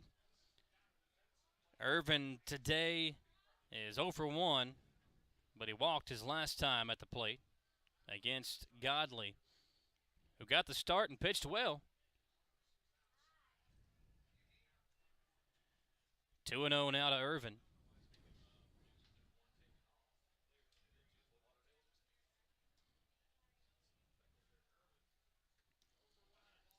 Ervin awaits, and a breaking ball from Delgado over the inside corner, and the count now 2-1. 2 balls, 1 strike. Ervin grounded out to third in the first inning, walked in the 4th.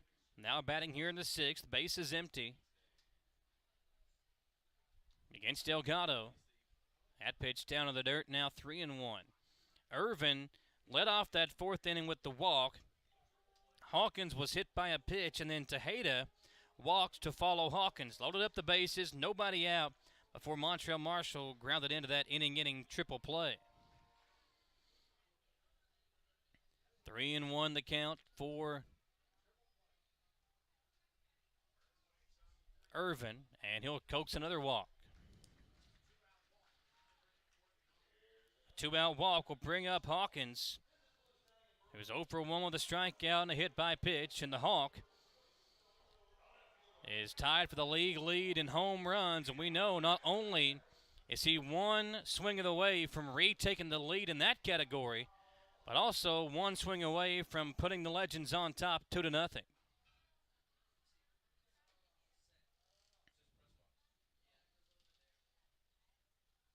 Delgado sets and delivers.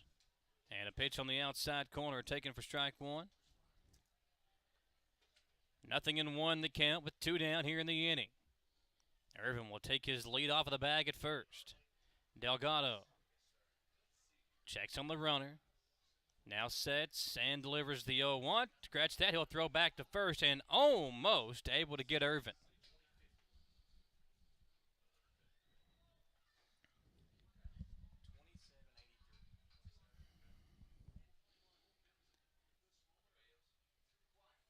Oh and 1 to the Hawk. Delgado delivers a pitch right over up the middle, and Rosas will collect, throw it over to first, and in the inning. Another base runner stranded for the Legends. Tell you what, folks, the defense has been working, and the pitching continues to impress. We're scoreless through 6, heading to the 7th on Father's Day here at the ballpark on the Legends YouTube channel.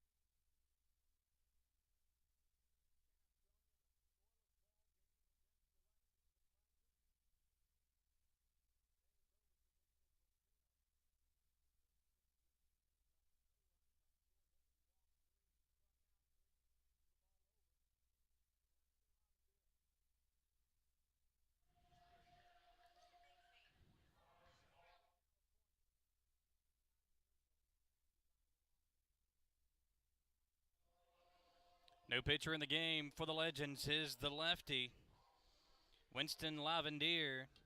Lavendier 3-3 record for the Legends in 18 appearances.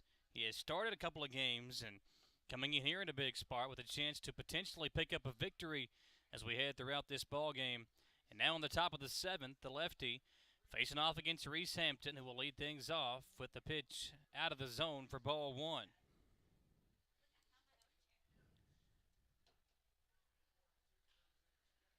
This pitch heading into right field, and Boog Powell will come over to make the catch.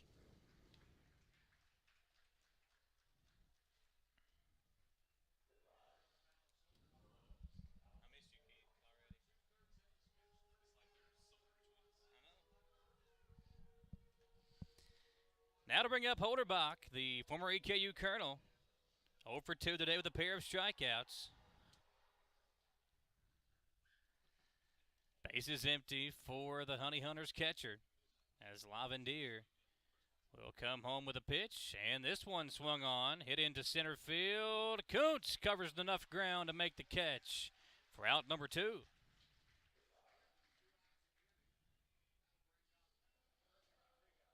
That's why when you have a guy like Kuntz, you move Boog Powell over to right field, they can cover so much ground in a short amount of time. And coming to the plate now for the Honey Hunters is going to be Rodriguez. We go back to the top of the order.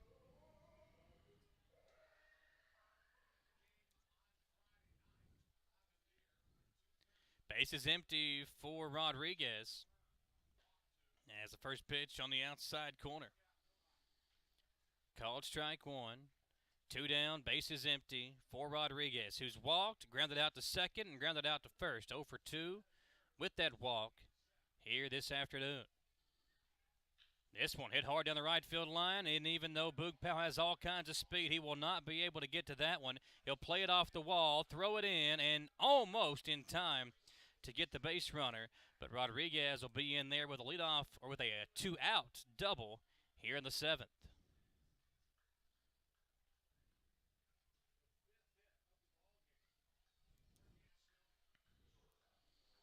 So Lavendier gives up the 2-out double, and that brings up the shortstop Reinheimer. Reinheimer 1 for 3 with a pair of ground outs and a single to left field.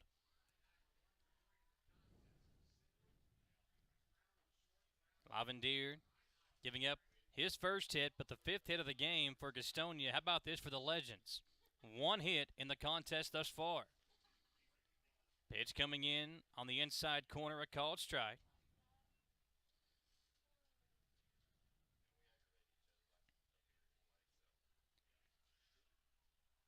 Oh and 1 as Lavendier checks the base runner. Rodriguez has good speed.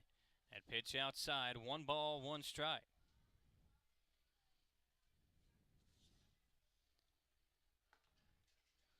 Herlis Rodriguez has 8 stolen bases on the season. Leadoff hitter in the lineup for Gastonia. 1 ball, 1 strike as Lavendier checks the base runner, and the pitch is popped up down the right field line. It'll get foul. As a team, Gastonia, 104 stolen bases on the season. To give you an idea of how that sits compared to Lexington, the Legends have 32 stolen bases on the year.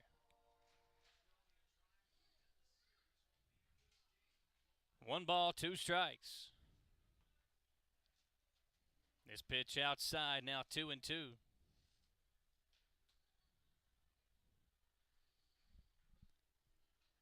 Lexington has been able to keep the Gastonia Honey Hunters at bay. When they've threatened, the Legends have buckled down and gotten out of jams. Lavendier trying to do the same here with a runner in scoring position. This one's heading right back to us. Thankfully, if it was coming in my direction, we do have Whitney up here to protect the moneymaker. Where's your glove at? You got to have a glove. 2 balls, 2 strikes.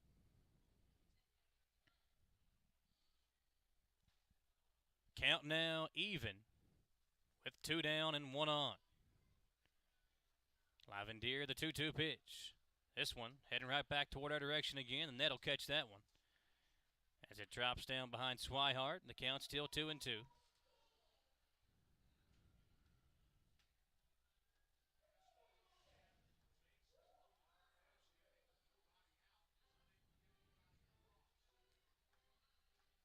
Rodriguez a big lead over at second. Cuevas holding him on as Lavendier delivers another foul ball by Reinheimer. Rosa in the on-deck circle. This guy has been to the plate 3 times. He's been on board 3 times, but he has yet to record a base hit. He's been hit by a pitch and walked twice. He awaits in the on-deck circle.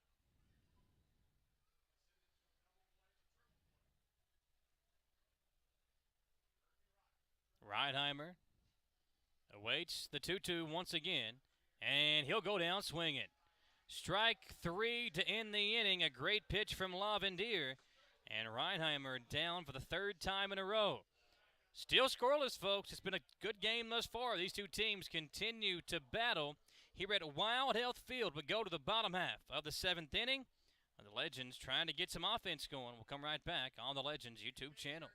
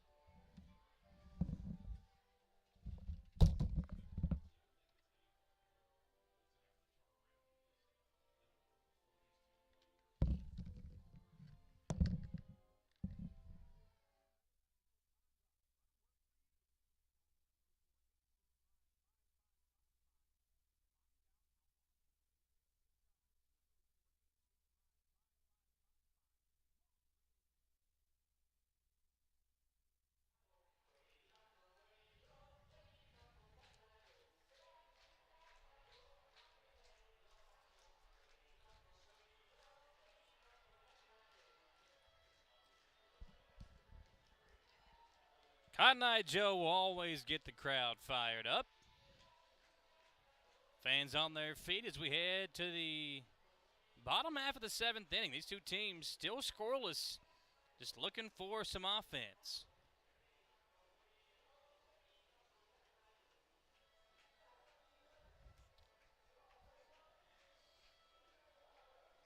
New pitcher coming into the game for Gastonia, going to be number 6. Or is that 8? That's 8. It's Layer. Layer, the right-handed pitcher from the Dominican Republic, reached the White Sox single-A team before making his way here to Gastonia.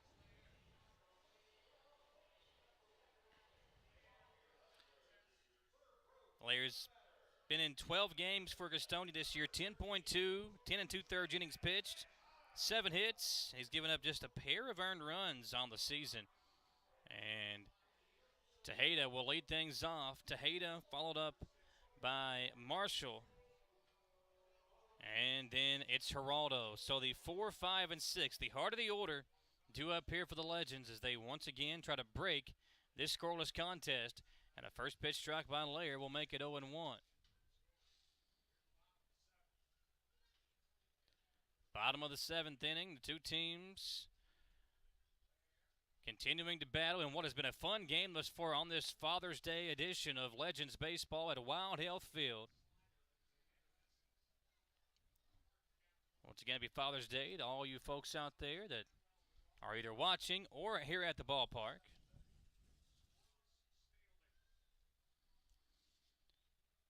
Tejeda will await the 0-2 pitch and Layer the sidearm throw outside. It's a ball and 2 strikes. Tejeda, Marshall, and Geraldo, the 4, 5, 6 part of the order here up for the Legends as they look to get some offense going. They've had a couple of opportunities, but still just 1 hit in the ball game for Lexington. Another pitch outside, and Layer sees an 0-2 count, jump to now 2-2.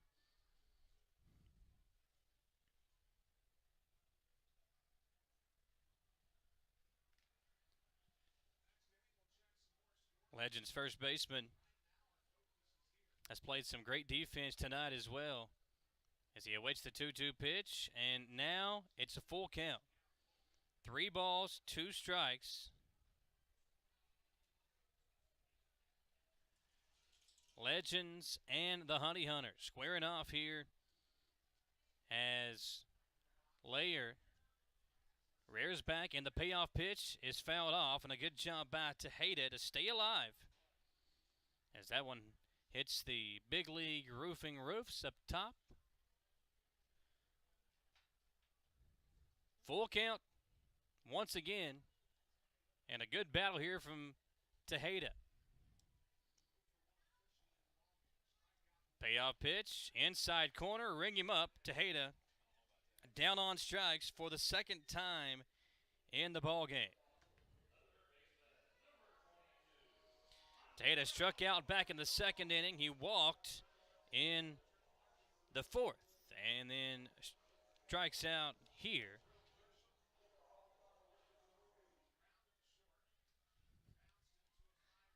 Marshall takes the first pitch outside. Montreal today is grounded into a triple play and grounded out to short.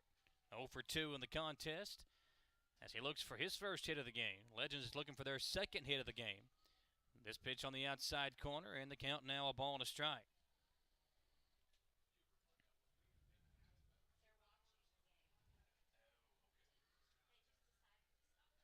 Another pitch on the outside corner. Now 1-2.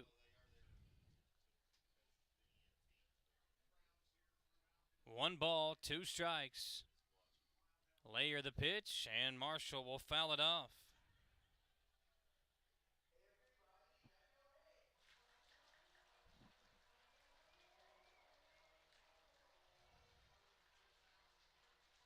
One and two the count as Marshall sets back in the box and Layer the pitch. Montreal will swing through for strike 3. Montreal now 0 for 3 in the ball game as Geraldo will come to the plate. Manuel today, he's 0 for 2 with a fly out himself and a ground out to second base. Flew out to right field back in the second and grounded out in the fifth. First pitch outside, Layer has come in throwing some heat, and he's been painting the corners beautifully here. As Layer delivers the 1-0 pitch, and Geraldo offers up at it to make the count a ball and a strike. 2 down here in the inning. Legends and the Honey Hunters facing off. Blake Swihart in the on-deck circle.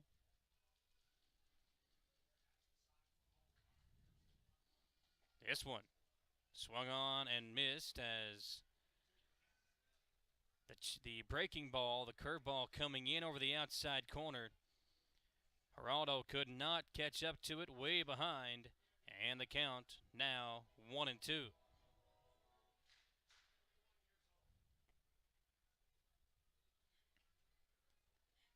Layer the 1-2, outside corner, now the count 2 balls, 2 strikes.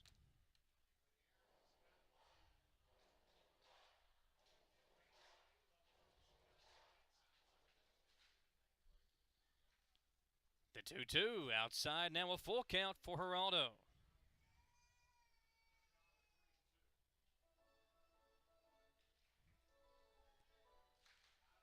Layer looking for one more strike to come in and close the door on the Legends. He'll get a ground out over to Rosa to end the inning, and another 1-2-3 bottom half for the Legends as they continue to struggle at the plate.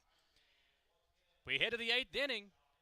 The game is still scoreless. These two teams, these pitchers, the defenses, all playing well. But the offense just hasn't been there for either team. We'll step aside and come back, folks. Do not go anywhere. We are live at Wild Health Field on this Father's Day edition on the Legends YouTube channel.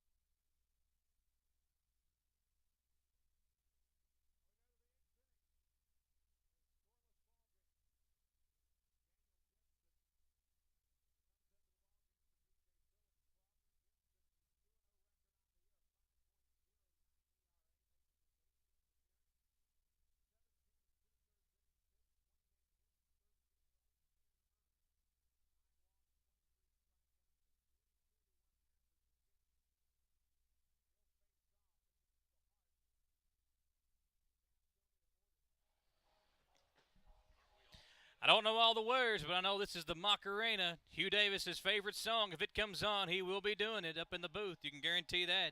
It's a good thing we ain't got a camera up here today.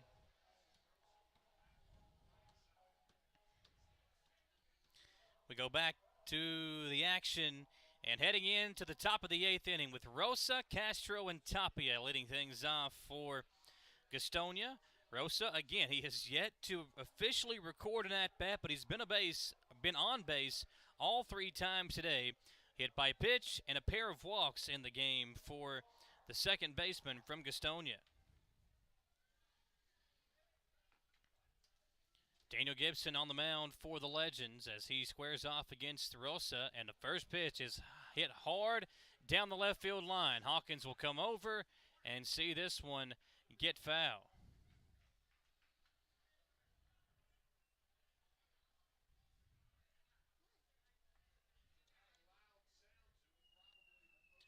So that hard hit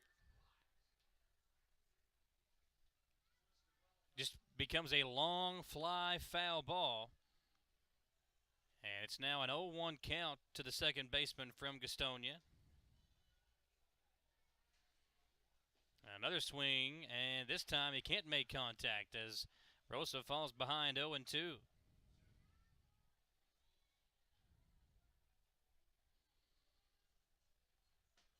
No balls, 2 strikes.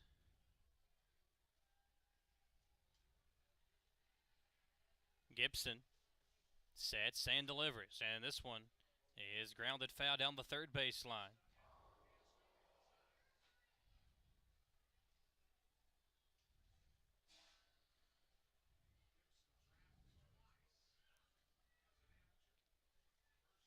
No balls, 2 strikes as Daniel Gibson faces off against the Gastonia second baseman, trying to record him out for the first time today.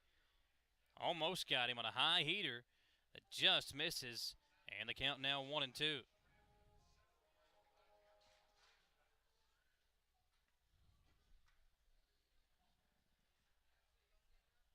One ball, 2 strikes.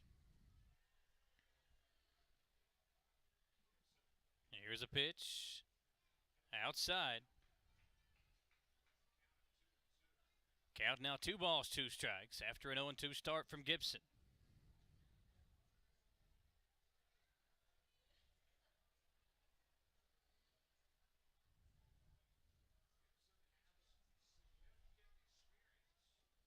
Daniel will get the sign from Swihart as he delivers the 2-2.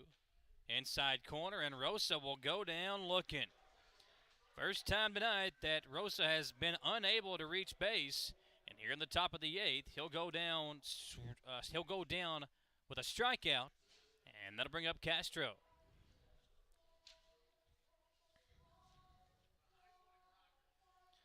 Castro 0 for 3 day for him thus far. A rough day at the office with a strikeout, a fly out to right field, and a ground out into a double play back in the 5th inning, a 5-4-3 variety. Here's Gibson.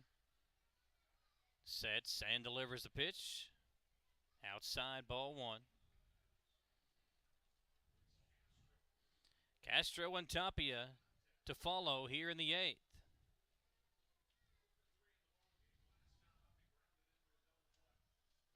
Daniel will get the sign from Swihart and the 1-0 delivery.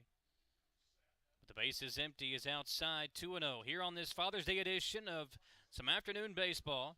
As we cross over the 4 o'clock hour here on this Sunday, June 19th, we appreciate you joining us here on the Legends YouTube channel. Folks, if you've not been to the ballpark this year, you're definitely missing out. So much fun. The new layout, the new field, the new big screen here that you can see all the replays and everything on. Just makes the experience so much more fun. Andy Shea and the ownership group have done such a good job of providing all this stuff to the fans to make the experience more enjoyable. And if you're unable to come to the games, you can watch all of them right here on the Legends YouTube channel. That swing and a miss will even the count up at 2-2 as Gibson works here against Castro in the 8th.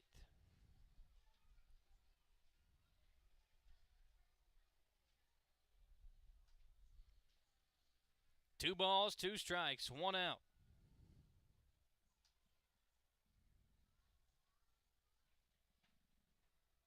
Gibson gets the sign and the pitch.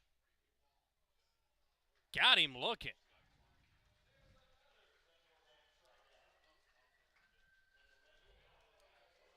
Castro down looking the same way Rosa went down.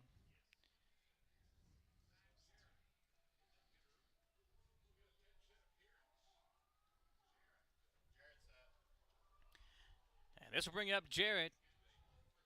Pinch hitting for Tapia. The son of Hall of Fame NASCAR race car driver Dale Jarrett. He's played in both games thus far, and now he'll get the pinch hit opportunity for Tapia, who was 0 for 3.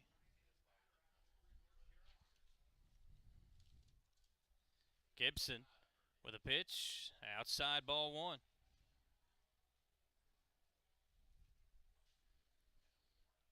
1-0 count to the pinch hitter as Gibson tries to go 1-2-3 here in the 8th. This one grounded right back up the middle, and Jarrett will get aboard. 2 out single up the gut. And that is now the 6th hit of the ball game for Gastonia.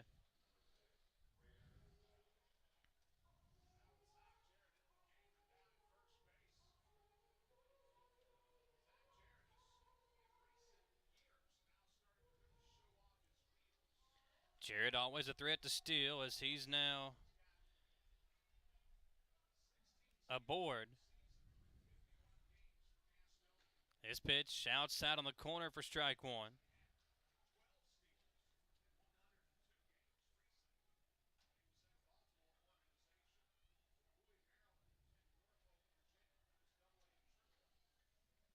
Jarrett gets a good lead off of first. Gibson with the 0-1 pitch.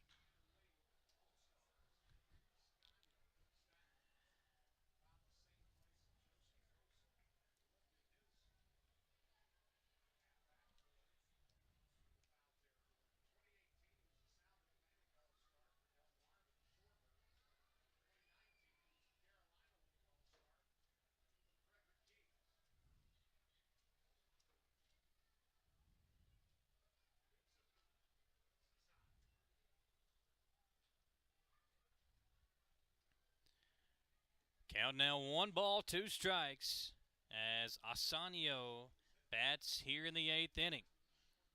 In a scoreless ball game, these two teams continuing to impress here on this Father's Day. This one fouled off right into the breezeway. See the youngsters give it chase, see who can come up with it. That little girl's got some speed, beating all the guys into the breezeway to try to get this foul ball. See who come away with it. There she is. She's got it. Nice job. Even Big Bro in there, looks like. So 1 ball, 2 strikes. 2 outs. And Gibson trying to get out of this inning. Preserve the scoreless ball game. And looks like he'll have a chance to. Backing up is the shortstop, and Geraldo will make the catch as Jarrett stranded at first. We're still scoreless, folks. Legends have a chance here as we go into the bottom of the 8th. And due up is Cuevas, Kuntz, and Powell when we come back on the Legends YouTube channel.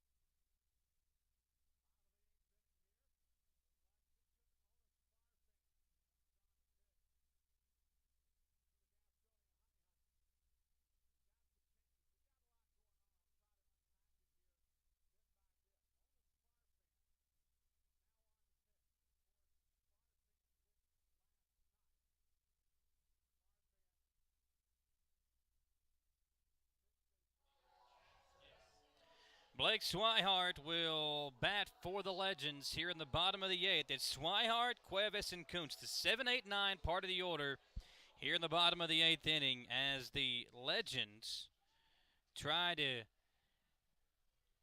take a lead late in this ball game. Farfan comes into the game for the Honey Hunters, the lefty, and Swihart's first pitch he sees is fouled off towards the Mattress Overstock Stables.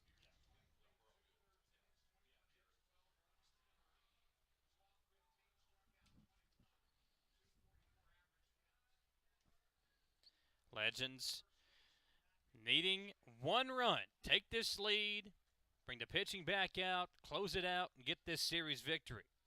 But you got to do something here on this side of the ball before we go back to the bottom of to the top of the 9th. Swihart with an 0-1 count as he awaits and takes for strike 2. Cuevas in the on-deck circle, then Kuntz against the 7, 8, 9 part of the order here, due up for the Legends. This pitch down in the dirt. Now 1 ball, 2 strikes. Lexington at the bottom of the South Division as things sit.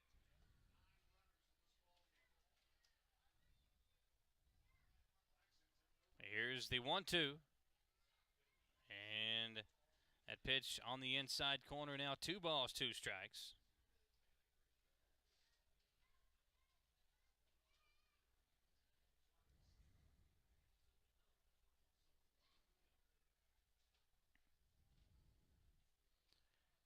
Swihart awaits. Farfan delivers. And on the outside corner, got him looking.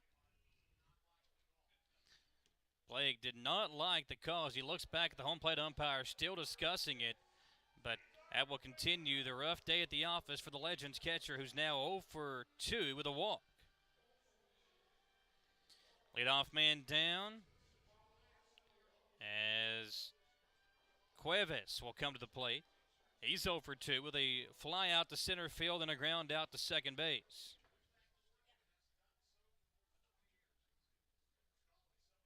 Kuntz in the on-deck circle.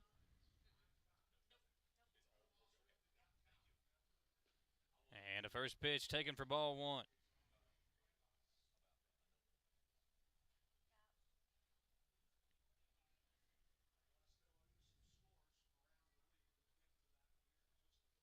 One ball, no strikes. Pitch on the outside corner makes the count even. 1-1 the count. Cuevas batting just .212 on the year. He's got 1 home run, 15 RBI.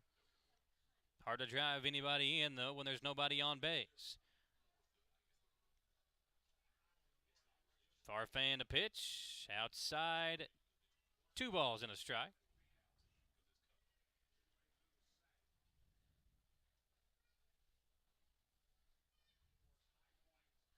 Two-one count to the Legends second baseman. Farfan the wind-up and the 2-1. Grounded over to third. Going to be a charging and throwing over to first for the out. A nice defensive effort there by the third baseman, Gastonia, as he comes in. Take out the replay here. A good pitch, and Cuevas off the edge of the bat will ground out to put 2 outs on the board for the center fielder, Kuntz. Single to center field his last time up.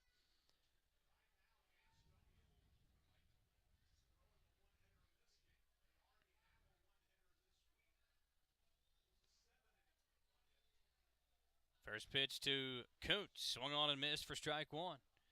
Eventually somebody is going to score, Keith, believe it or not. This game will have to end by somebody scoring a run.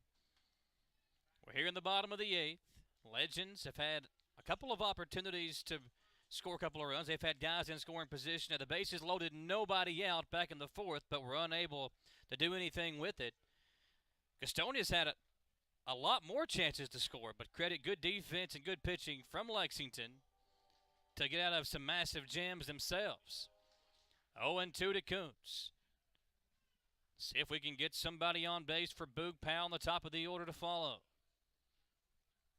Farfan gets the sign, and the 0-2 delivery is Swung on and missed. He did offer. He went halfway around. They checked down to first. The inning comes to an end. And how about the pitching from Farfan as he comes in to close the door, and the inning comes to an end with the ball game still scoreless. We go to the ninth. The Legends, Honey Hunters, looking for a run and looking for a victory here on the Legends YouTube channel.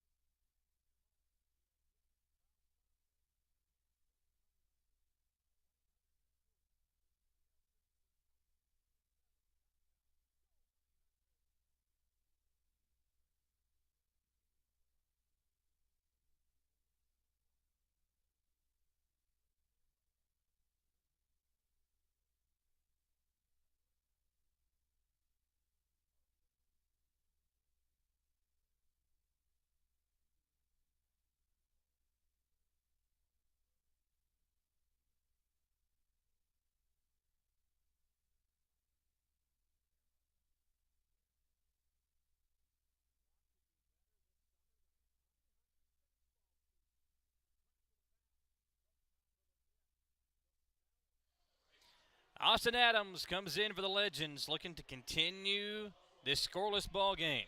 Gastonia will have the bottom half of their order coming to the plate as we move into the ninth inning.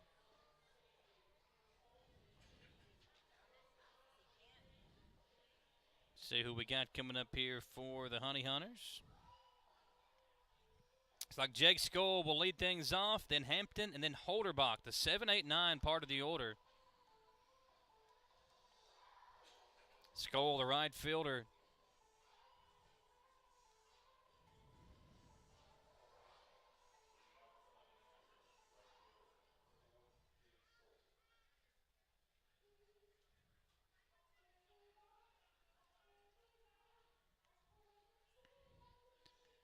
Skoll today, as he comes to the plate, is 1 for 3 thus far.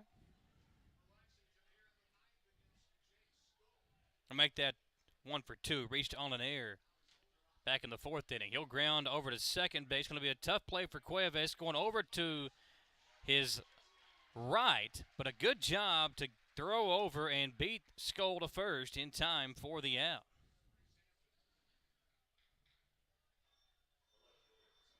Great defensive effort once again from the Legends. And coming to the plate now for the Honey Hunters, going to be Reese Hampton. Reese today has flown out to left field, singled to third base, and an infield single, and flew out to right field. He's 1 for 3, a .230 average, 4 home runs for the left fielder from Gastonia. Holderbach in the on-deck circle. He's 0 for 3. Adams on the bump. Gets the sign and the pitch on the outside, taken for ball 2. 2-0 count to Hampton. Legends fans feel comfortable with Adams out there. He's been so good during his time in Lexington, but a .496 ERA this year.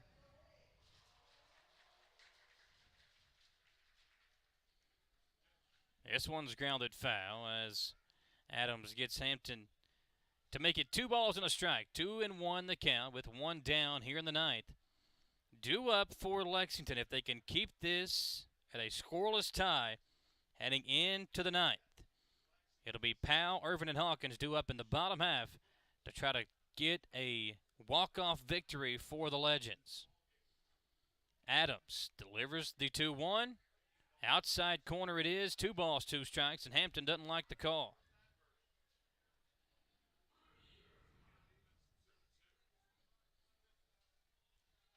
Two balls, 2 strikes, 1 out. Bases empty for Hampton.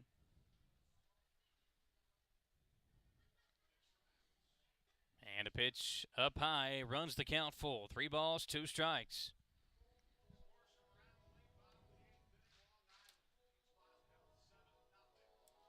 See if Adams can buckle down and get the out here. Payoff pitch as Hampton awaits, and he'll ground it foul to stay alive. Pitch number 7 of the at-bat coming up to Reese Hampton. Reese today again 1 for 3 with the fly outs to left and right field, bookending a single in the 4th.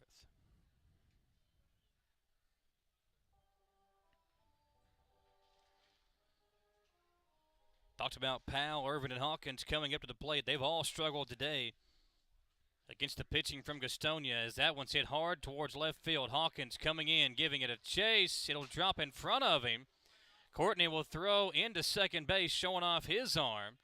But the Hawk just could not get there in time to record the out as the Honey Hunters have a 1-out base runner in the speedy Reese Hampton.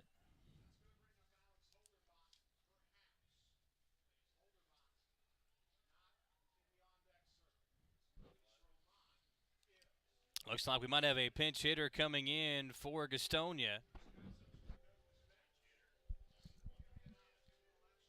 Number 19 will pinch hit.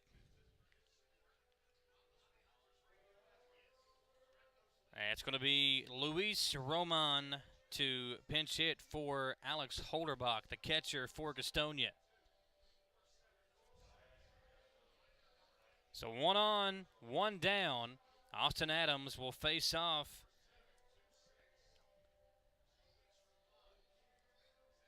against Roman, the pinch hitter.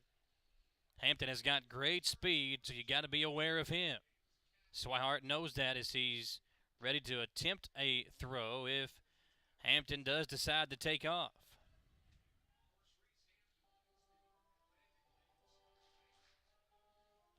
Hampton, the top base stealer in the ALPB. Roman, a .240 average and 7 home runs. Adams sets and delivers, and this pitch grounded over to short, but past Geraldo. Kuntz will come up throwing too short as Geraldo will cut it off, and that could spell trouble for the Legends as the speed, I believe, of Hampton caused Geraldo to kind of mishandle that. It went off of his glove into left center field. We see Hampton now coming into third, and now with runners at the corners and 1 down, another great opportunity for the Honey Hunters to put a run on the board.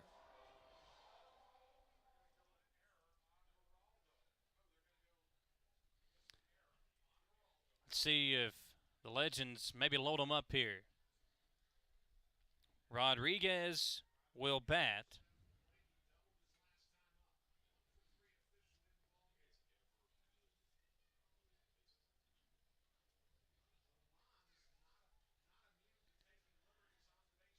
Roman gets a good lead off of first. Adams sets and delivers a pitch outside. Ball 1.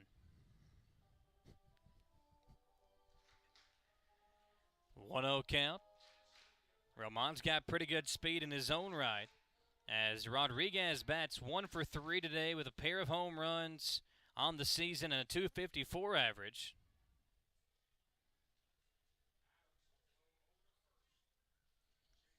Adams throws over, keep Roman close to the bag just in case he gets any ideas.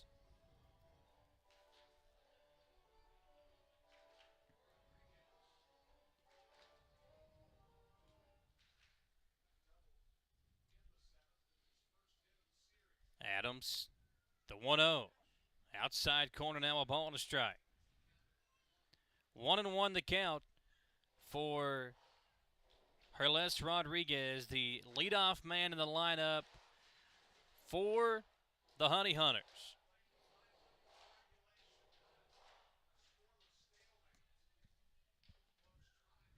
Fans on their feet behind the bleachers. You can see them there standing up as they can feel the excitement as this game winds down here in the ninth inning.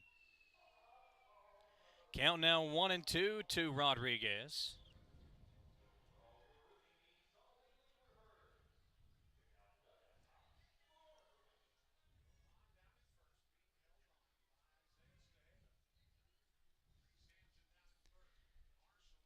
Hampton and Rosas take their lead, with Rodriguez waiting the pitch from Adams. 1 ball, 2 strikes, 1 down. This one swung on and missed, and Rodriguez down on strikes. Adams brought the heat, and Rodriguez could not catch up to it as he goes down. And now there's 2 down in the inning for Jack Reinheimer.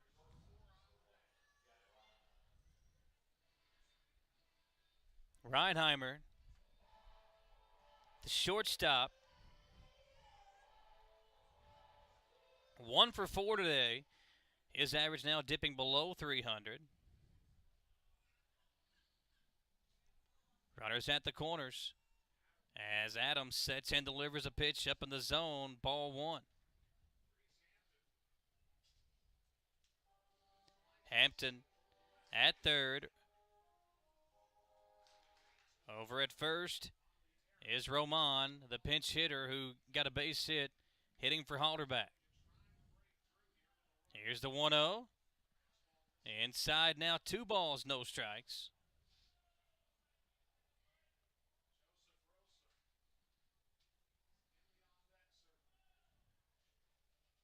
Reinheimer singled to left field his first time up. He's 0 for 3 since then with a pair of ground outs in the infield and a strikeout back in the 7th. Here's a 2-0 pitch, popped up high into center field. Kuntz coming in to get it. Shortstop Geraldo also over there, and he'll make the catch as the inning comes to an end. Legends once again allow Gastonia to get people on base, but they once again get out of the jam, and we are still scoreless. Heading in to the bottom of the 9th, Legends looking for some late inning heroics on the Legends YouTube channel.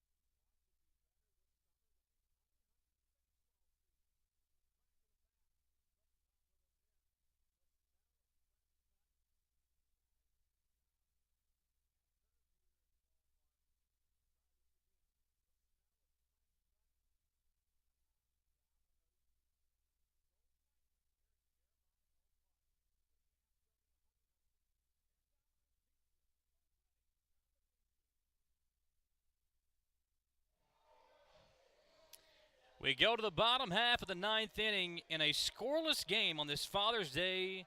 We welcome you back into Wild Health Field, folks. If you're not at the ballpark, you have missed a tremendous game that has gone down to the wire. We've got the 2 managers back behind home plate discussing something right now. I'm not sure what's going on there. B.J. Phillips and the manager from Gastonia having a quick chat. They're pointing down the right field line, talking about something. I'm not sure exactly what the issue is.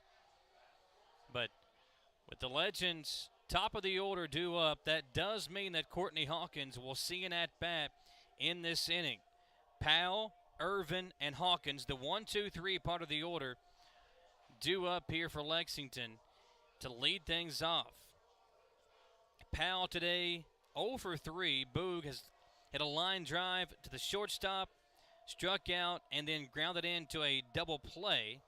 Irvin is 0 for 1 with a pair of walks, and Hawkins today 0 for 2 with a hit by pitch. So these three guys will lead things off this inning, but all three have yet to get a base hit between them.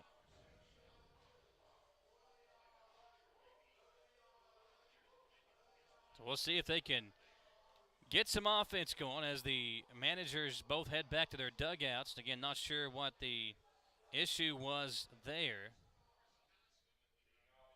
But Boog Powell will lead off, followed up by Irvin and then Hawkins. We'll see if somebody can get aboard, somebody can get something going. The top of the order has been the issue for the Legends thus far.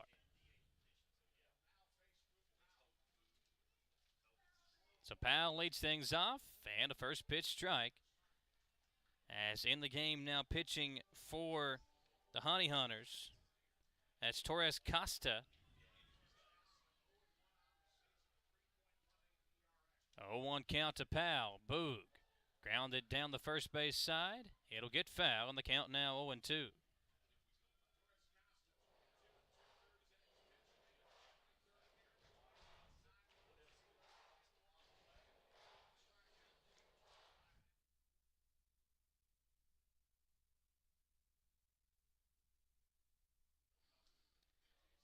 Here comes the 0-2. Powell swings through, and just like that, there's one down here in the bottom of the ninth. So that brings up Phillip Irvin. Now, Irvin has been aboard his last two times up, but he's also grounded out to third base. A pair of walks and a ground out for Phillip Irvin today, as the former big leaguer tries to find his stride here in Lexington. He's been kind of sprinkled throughout the order, batting in the number 2 hole today in front of Hawkins behind Powell. Courtney will come into the on-deck circle as Costa delivers a pitch. That's fouled off for strike one.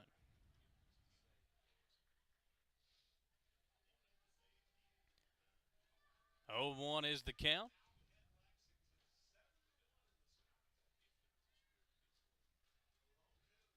Torres Costa gets the sign, and the 0-1 pitch. Irvin will take down in the dirt, a ball and a strike. Legends have just one base hit, a couple of errors. Gastonia 7 hits on the day. The lone hit for Lexington coming off the bat of Kuntz back in the 6th with a single to center field. Irvin will change that. He'll single to left center field. And now the game-winning run on base for the Legends.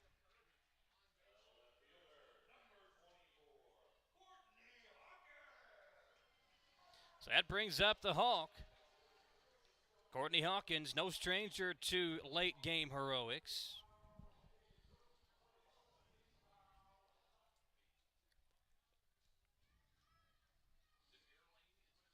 The Legends left fielder with 18 home runs, tied for the league lead on the season.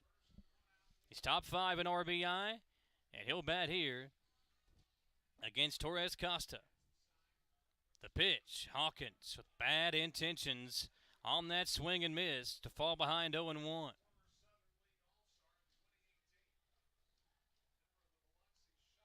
Hawkins, a first-round draft pick. I believe it was back in 2012 by the White Sox. 0-1 count as he awaits the pitch from Torres Costa. The 0-1. Hawkins takes way inside. Irvin is out. Phillip Irvin being aggressive on the bases. Thought he was going to slide under there, but he is tagged out. Check out the replay here. Way inside on the pitch. Irvin just looked like he slid a little bit too far out. Chris Minner makes the call, and there's 2 down in the inning.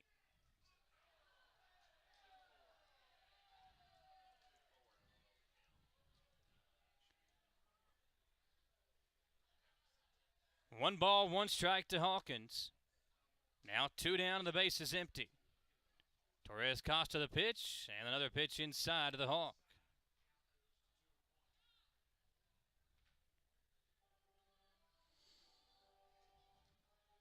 2-1 the count.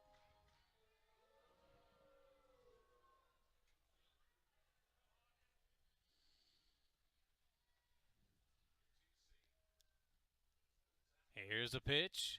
Hawkins, a pop-up towards center field. It's going to stay in the infield, actually, and the shortstop, Reinheimer, will come in to make the catch and end the inning. Free baseball on this Father's Day edition. The Legends and the Honey Hunters battling things out here on this Father's Day, folks. Do not go anywhere. Free baseball when we come back at Wild Health Field on the Legends YouTube channel.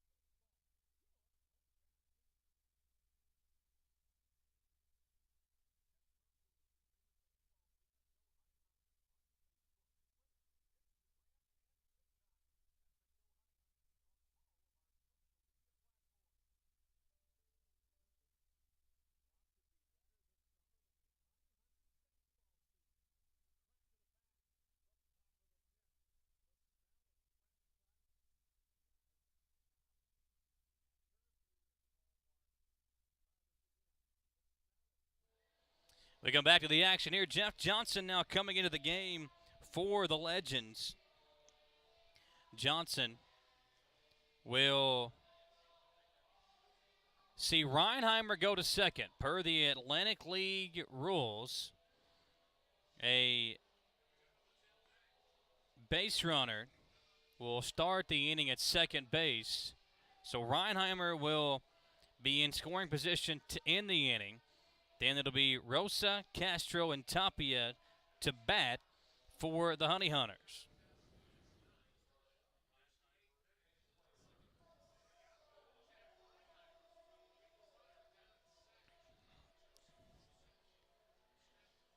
Corner infielders will start in as Marshall and Tejeda come in on the edge of the grass. And Rosa, who's been aboard 3 times today but has yet to record a hit, will lead things off.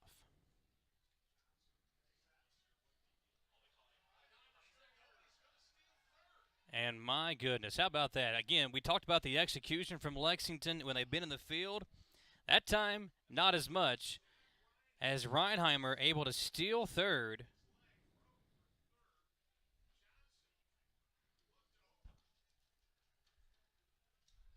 Now Reinheimer kind of shaken up, it looks like. Being checked on there by the third base coach. Check out the replay here. Reinheimer checked on him, or Johnson checked on him, and then kind of just lackadaisically took his eye off of him for just a moment, and Reinheimer able to take third. So now a go-ahead run, potential winning run 90 feet away as Johnson delivers the first pitch for an 0-1 count.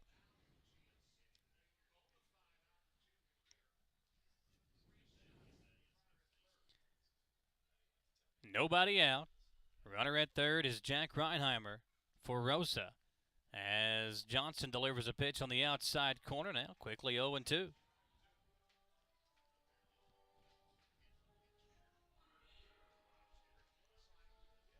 No balls, 2 strikes.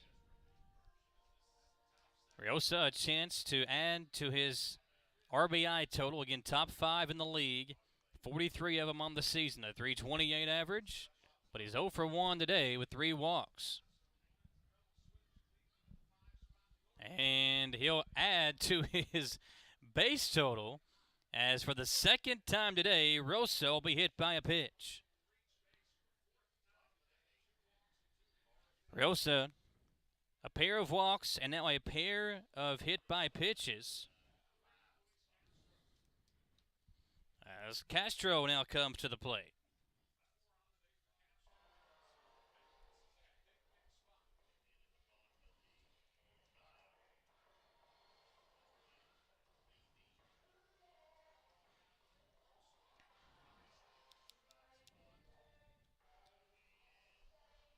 Runners at the corners for Gastonia are now Reinheimer and Rosa.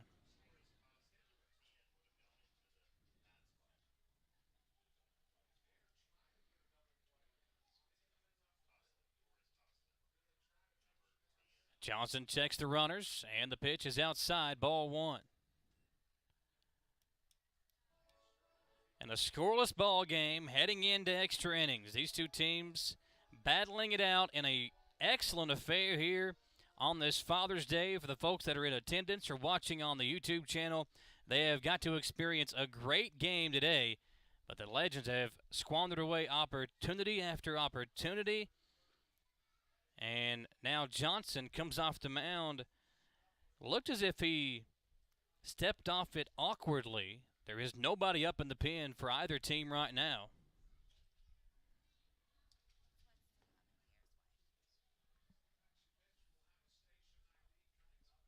Two balls, no strikes. Runner taken off. Swihart holds on to it to prevent the runner from advancing home.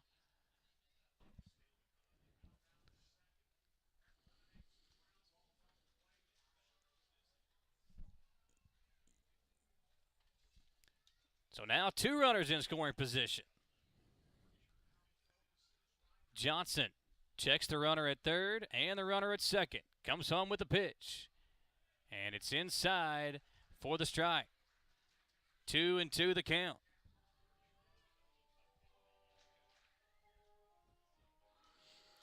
Two balls, 2 strikes.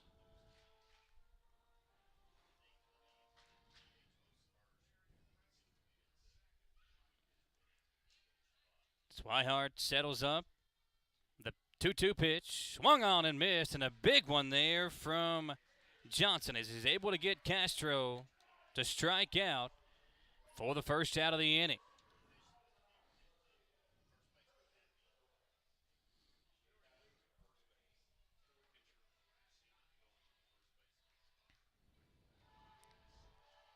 That'll bring number 15. That's Stuart Levy coming to the plate. Still 2 men in scoring position. Now the infield playing in to prevent the run from coming across. If there is one hit in the infield, they'll come home with it. Try to preserve this scoreless ball game, but another big chance for Gastonia. They've had a few of these today, folks, but as you can see, we are still scoreless. Gastonia had chance after chance early on in this ball game, but Daniel Corsino, the starter today for Lexington, was so good at getting himself in jams, but then getting out of them. Levy tried to lay down a bunt and pulled it back. Counts 1-1. 1 ball, 1 strike. 2 on for Gastonia. In scoring position is Jack Reinheimer at third. He led the inning off at second base. As the ALPB rule states, in extra innings, each team will start the inning with a runner at second. Then Rosa was hit by a pitch for the second time today. Then stole second, so both guys in scoring position here. As this one's hit back to Johnson. He'll let it drop in front of him, throw over to first for out number 2. And Gastonia now 1 out away from squandering another opportunity of scoring as Asano comes to the plate with 2 down and 2 on.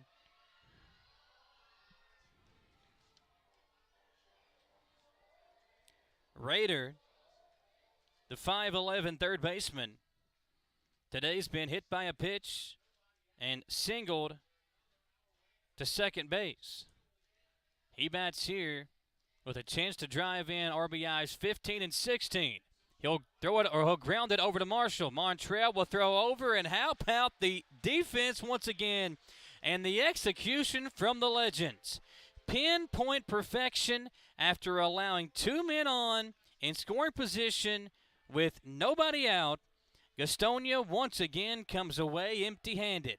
Now we go to the bottom of the 10th. Courtney Hawkins will start the inning at second base when we come back on the Legends YouTube channel.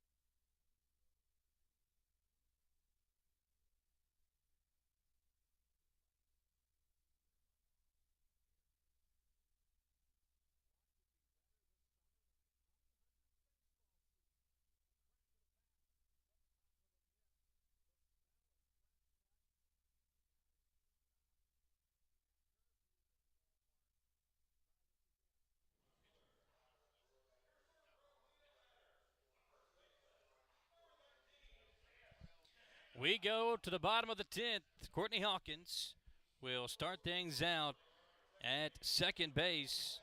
The Hawk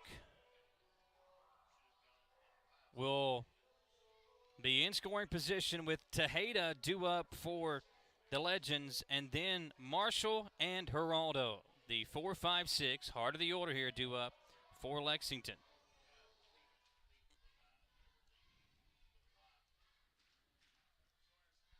So Hawkins, who's got some speed himself. Hawkins just such a good athlete. Starts over at second base. And Tejeda takes a pitch outside, ball one. So 1-0 count, 2 outs. The Hawk with a chance to be the game-winning run. Tejeda, Marshall, and Geraldo are the guys that have the opportunity to drive him in here. Let's see if we can get it done. Hawkins gets a good lead off of second, and the 1-0 pitch to Tejeda. Outside 2-0. Torres Costa remains in the game for the Honey Hunters. He shut the door after a 1-2-3 bottom of the ninth. Now looking to do something here in the bottom of the 10th.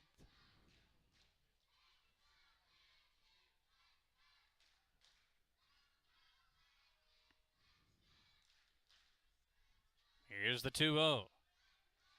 Down in the dirt, 3 balls, no strikes.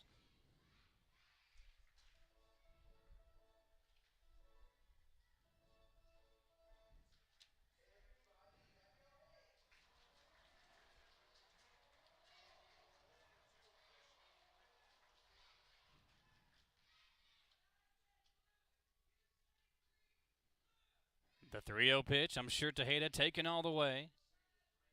He is, and it's ball 4.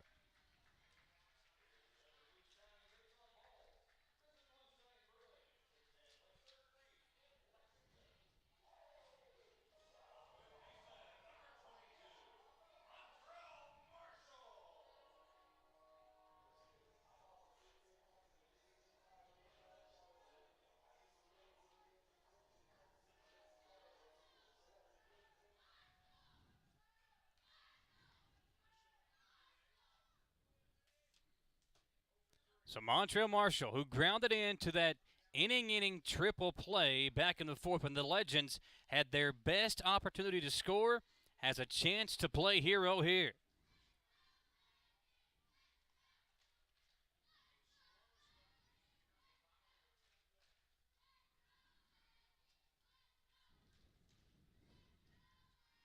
Oh, 1 count. Hawkins off the bag at second. Tejeda now off the bag at first. A huge lead. Neither guy really being held on. Marshall will hit a foul ball into the right field territory.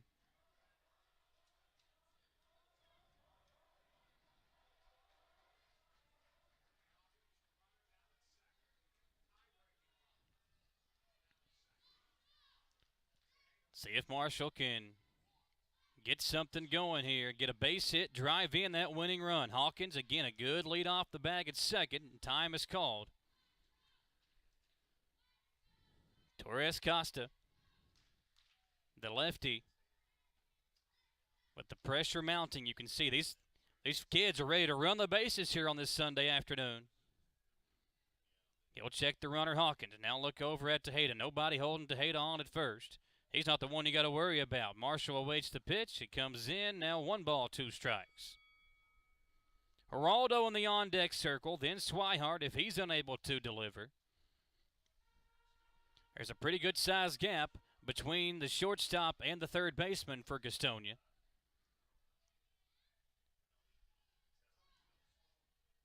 Marshall awaits the 1-2. The pitch down and away, and Marshall will go down and away to the dugout as he strikes out. So the first out of the inning.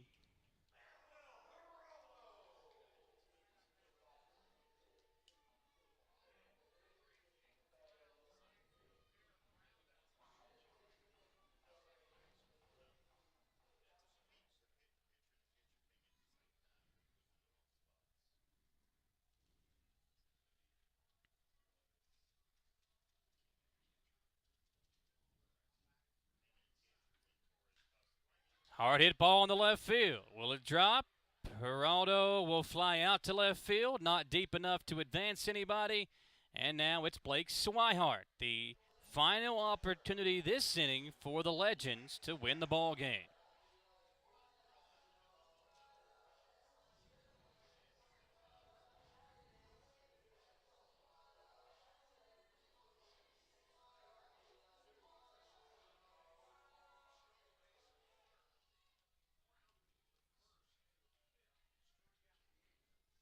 Hawkins, the potential game-winning run at second base. Swihart, who's had a rough go of it today, will hit a line drive back behind home plate for strike 1 as it's a foul ball. These kids are ready for this. Check it out. Who's going to get it? Cowboy Rob got it. He's going to find, or Cowboy Adam got it. Going to find somebody to get it to. Here we go. 0-1 count to Swihart. Blake awaits, and he'll foul off again, almost to the exact same spot. Same guy who caught the last one. There we go. This time a little bit easier. He'll hand it off to the youngster to his left. But Blake Swihart now down 0-2.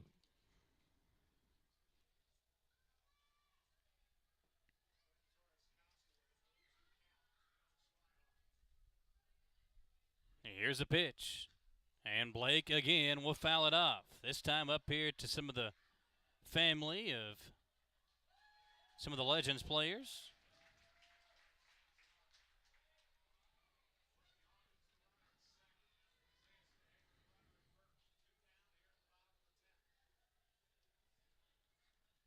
They're 0-2 the count to Swihart. Here's a pitch. Outside, 1-2. Blake battling here against Torres Costa.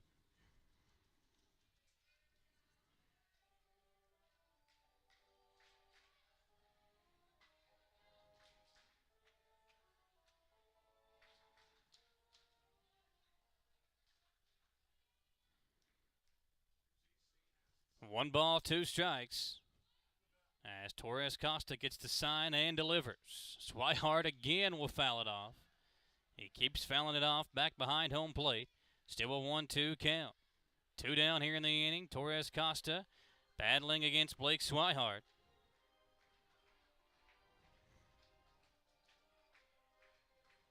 "24 pitches for Torres Costa for an inning and 2/3 of work. Still 1 more out away from getting out of this inning. The 1-2 pitch. And Swihart goes down swinging. Another inning goes by, but the Legends have an opportunity to win it, but cannot do so. We go to the 11th. Folks, you don't want to miss these extra innings here. Free baseball once again on the Legends YouTube channel.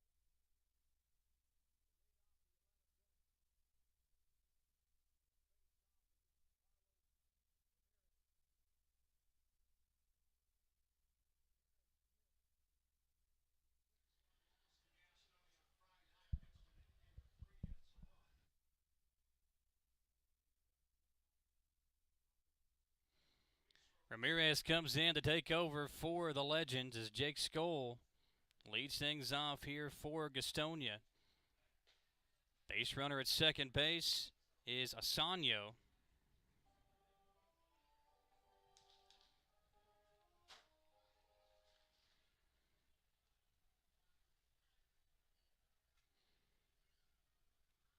Ball 1 as Skoll swings through here to make it a ball and a strike.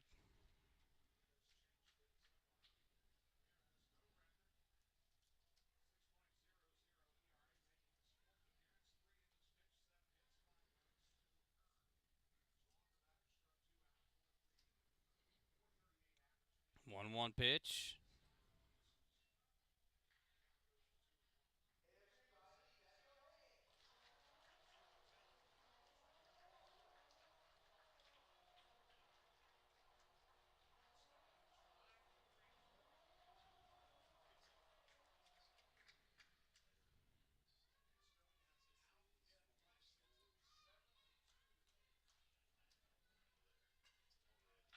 This one's hit hard. It'll get over the Outstretched arm of Cuevas at second. Boog Powell will field and throw it in, but with the bases, with nobody out, there are now runners at the corners for the Honey Hunters.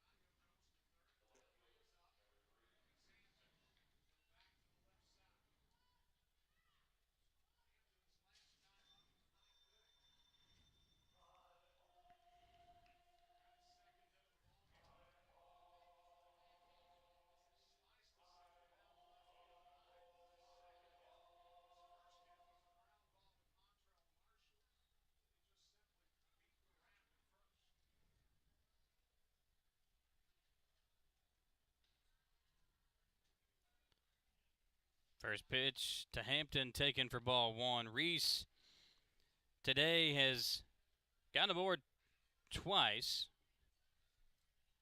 Chance here to drive in the go-ahead run for Gastonia. This team this game has been so much fun to be a part of. A scoreless game here now in the 11th inning, and a 1-0 count to Reese Hampton. Pitch on the outside corner.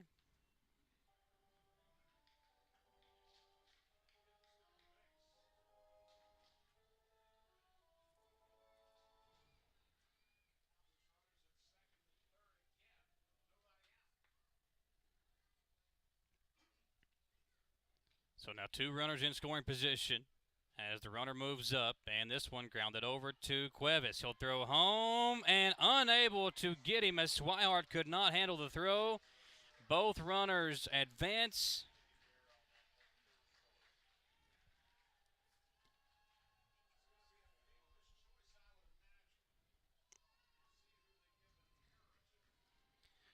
See that it looks like a throwing error. We'll let you decide that, but it looked as if Cuevas kind of threw it behind Swihart, and for the first time in this game, a run comes in to score.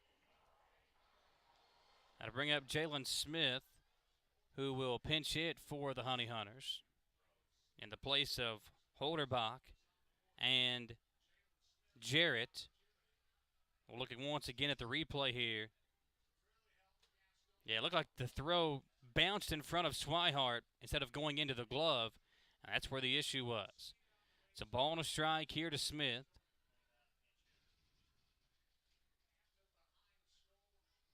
Skull at third base, Hampton at second. Now potentially more damage to be done with nobody out here in the 11th.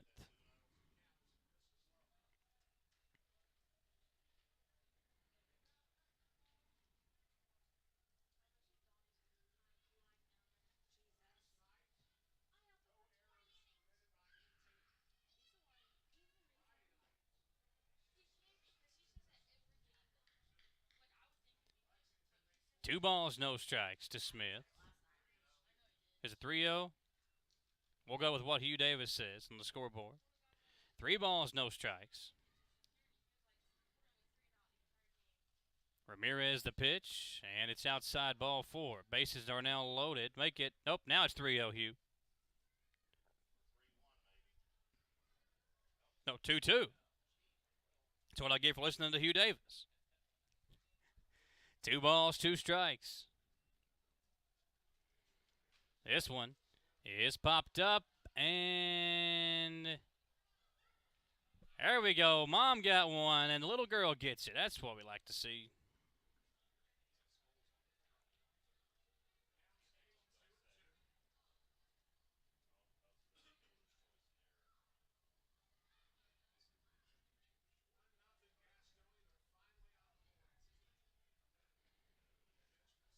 Pitch misses down in the dirt, so it's going to be a full count. 3 balls, 2 strikes to Smith.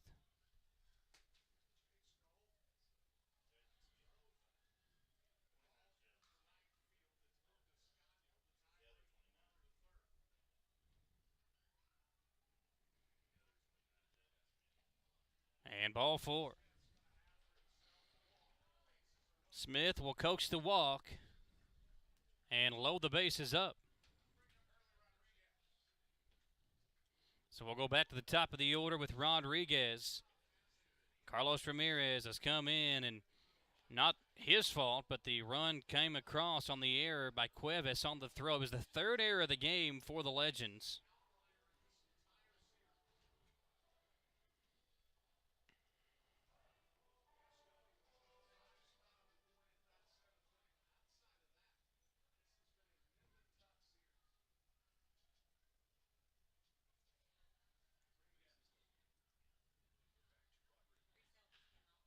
Ramirez, a pitch. That's going to get foul.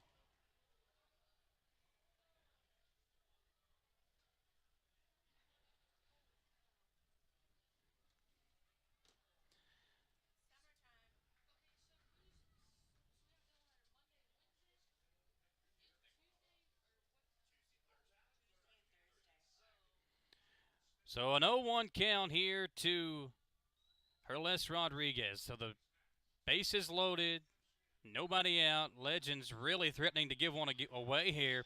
Might have a chance. Swihart, if he can get a hold of it, he'll throw down to first.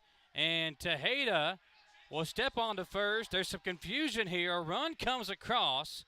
As tagged out between first and second will be Smith. But what that does do is allow Skoll to score, and Gastonia takes a 2-0 lead here in the 11th. Skoll faked out Swihart, came a little bit halfway home. Let's check out the replay here. As the ball got away past Blake, Skoll came about halfway down, then trotted back to third base. Swihart then throws down to first. Tejeda kind of confused on what he should do. And then Smith was eventually tagged out for the first out of the inning.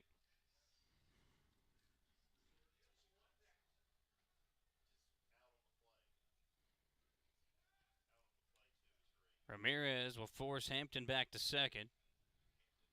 He's now the lone base runner after the bases were loaded just a moment ago. Here's a pitch inside, gets away from Swihart again, but this time not far enough for Hampton to do anything with.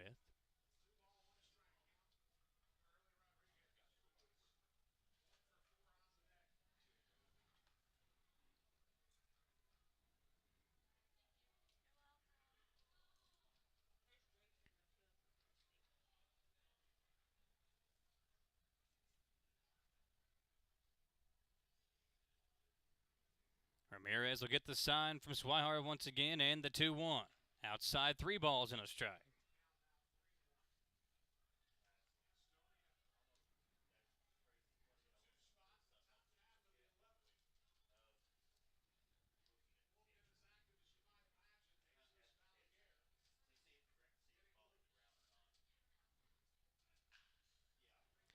This one going to get foul.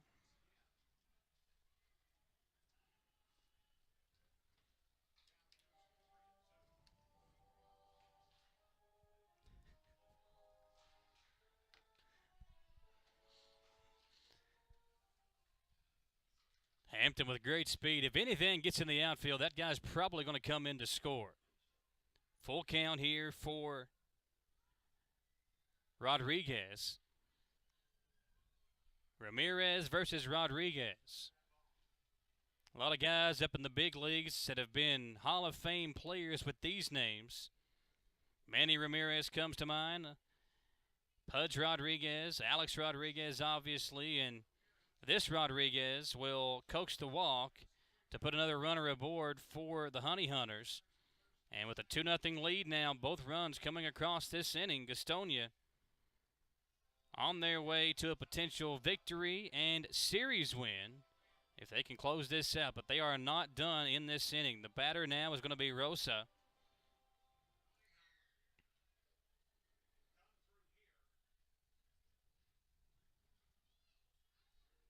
Ramirez will check the lead runner in Hampton.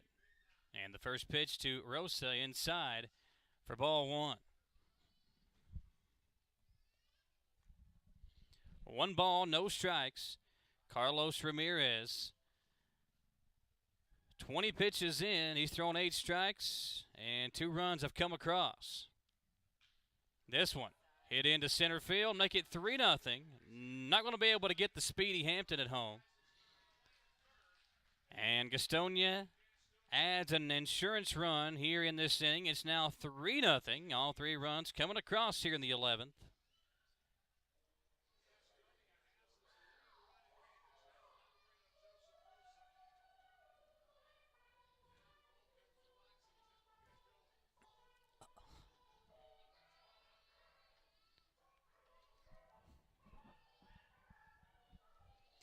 So that'll bring to the plate Castro, an RBI for Rosa, adding to his total, or make that Reinheimer driving in the base runner there. Rosa will now come to the plate.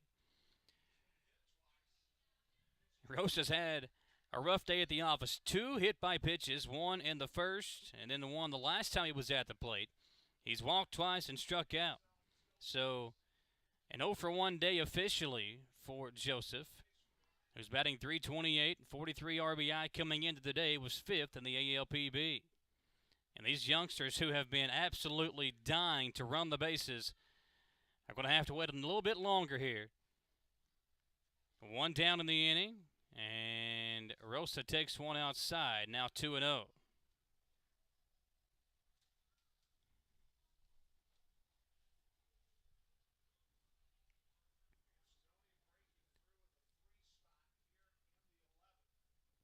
Three runs across as the Honey Hunters, who won on Friday, looking to win the series. This one's popped up towards Hawkins in left, and the Hawk will make the catch, trying to tag up, and able to do so is going to be Rodriguez.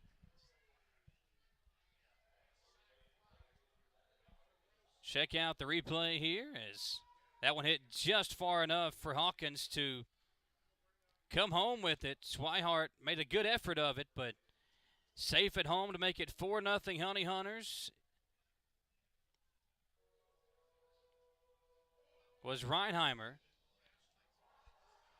Or excuse me, that was Rodriguez that came in to score.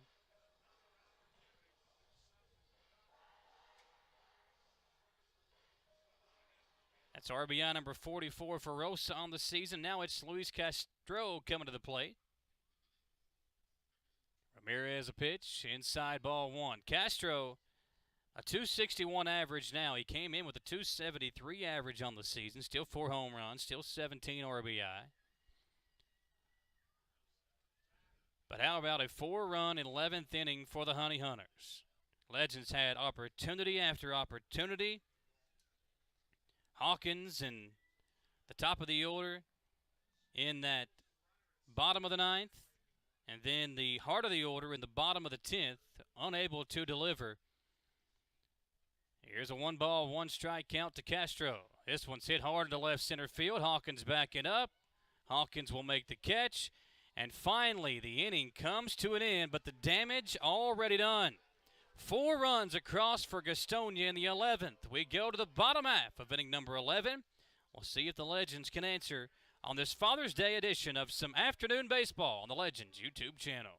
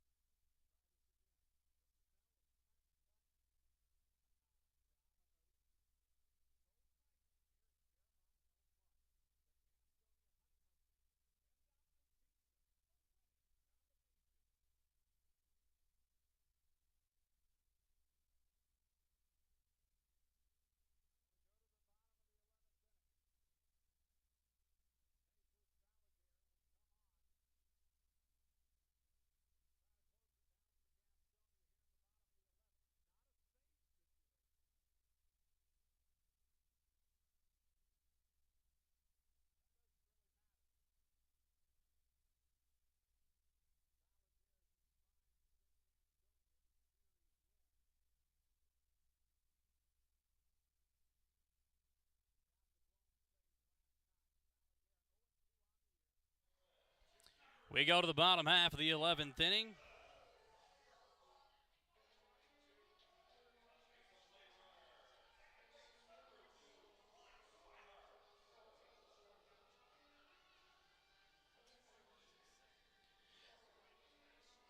Legends need 4 runs to continue this ball game, but the way the bats have been working today, going to be very difficult to push 4 runs across when you have been unable to get anything going. 2 hits thus far through 10 innings for the Legends. And it'll be the bottom of the order, Cuevas and Kuntz, and then Powell, the top of the order. Coming up to bat, there is a runner aboard. That's Blake Swihart starting things off at second base, and a 1-0 count for the second baseman, Cuevas.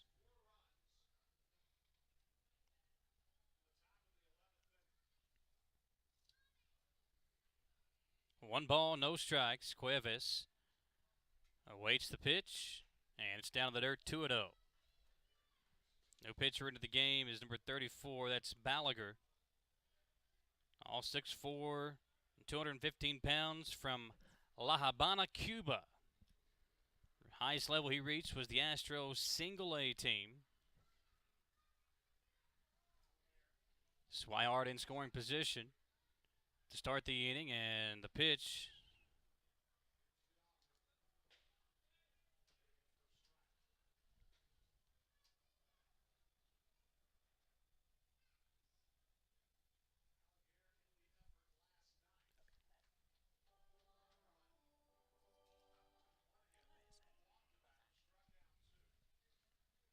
Two and one the count.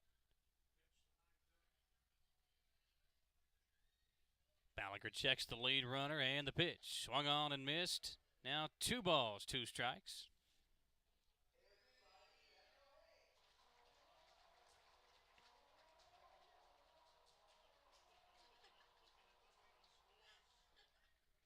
An even count as Cuevas tries to get things going. 2 balls, 2 strikes. Runner in scoring position is Swihart. Here's the 2-2.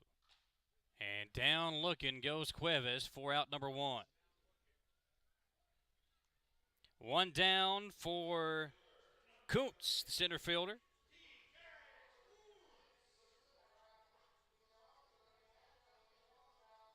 Boog Powell now steps into the on-deck circle.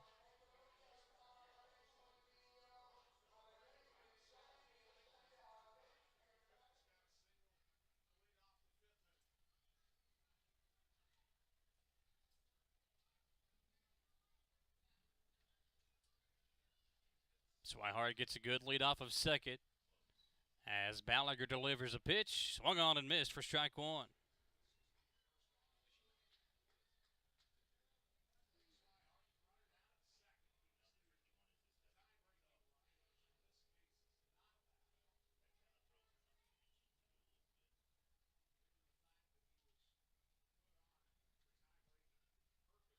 Oh, and 1 the count. Pitch outside, a ball and a strike.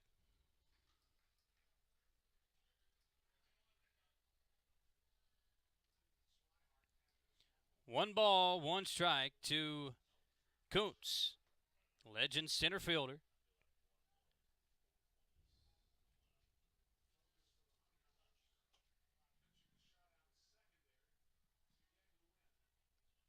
Here comes the 1-1. This one hit hard down the left field line, but it'll get way foul as the count goes to 1-2. 1 ball, 2 strikes.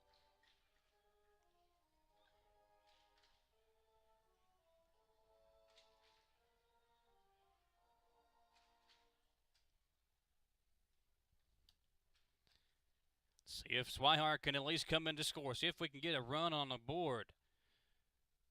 Kuntz will await the pitch from Balaguer. Powell in the on-deck circle. Here's the 1-2, and down looking will go Kuntz. First Cuevas, now Kuntz. 2 down, back-to-back strikeouts from Balaguer, and Boog Powell will come to the plate as the last chance to extend this ball game for the Legends.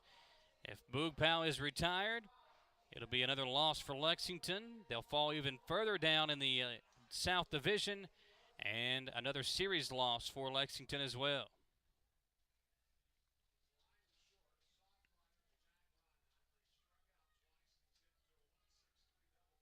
Swihart takes the lead off of second. Gallagher the pitch. And Powell will take a pitch out of the zone, ball one. He did not go around.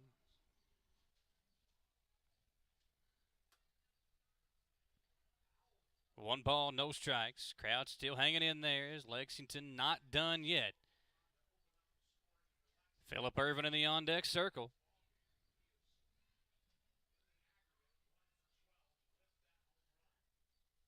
Gallagher checks on the runner and delivers the 1-0 pitch. Here it comes. And Powell and a hard hit ball to left field. Hampton will come over near the line and make the catch for out number 3, and that will be your ball game. Folks, it was a fun day for baseball here on this Father's Day edition. The Legends had plenty of opportunities, as did the Honey Hunters. But Lexington, when it mattered most, unable to put a run across. Gastonia did just that and added 3 more to it in the 11th. And they will get the victory here today and the series victory here in this 3-game stand. Final score is 4-0 Gastonia in 11 innings. Appreciate you joining us here, folks. We'll look at the numbers from today's game. 4 runs for Gastonia, all in the 11th inning. 9 hits, no errors for Lexington. 2 hits total, 3 errors, and no runs coming across for Lexington. The 2 hits, a Kuntz single and a Phillip Irvin single. That was pretty much all they could do bat-wise. A couple of walks, a couple of base runners that got aboard, but nothing to come across as the Legends fall today and drop another series here in 2022. For the crew up here, folks, appreciate you joining us. We will send this one back to the station and wrap things up from Lexington. Your final score, 4-0 Gastonia on top of the Legends. We'll see you again on Tuesday night right here at the ballpark. For Michael Watkins, we'll see you next time on the Legends YouTube channel.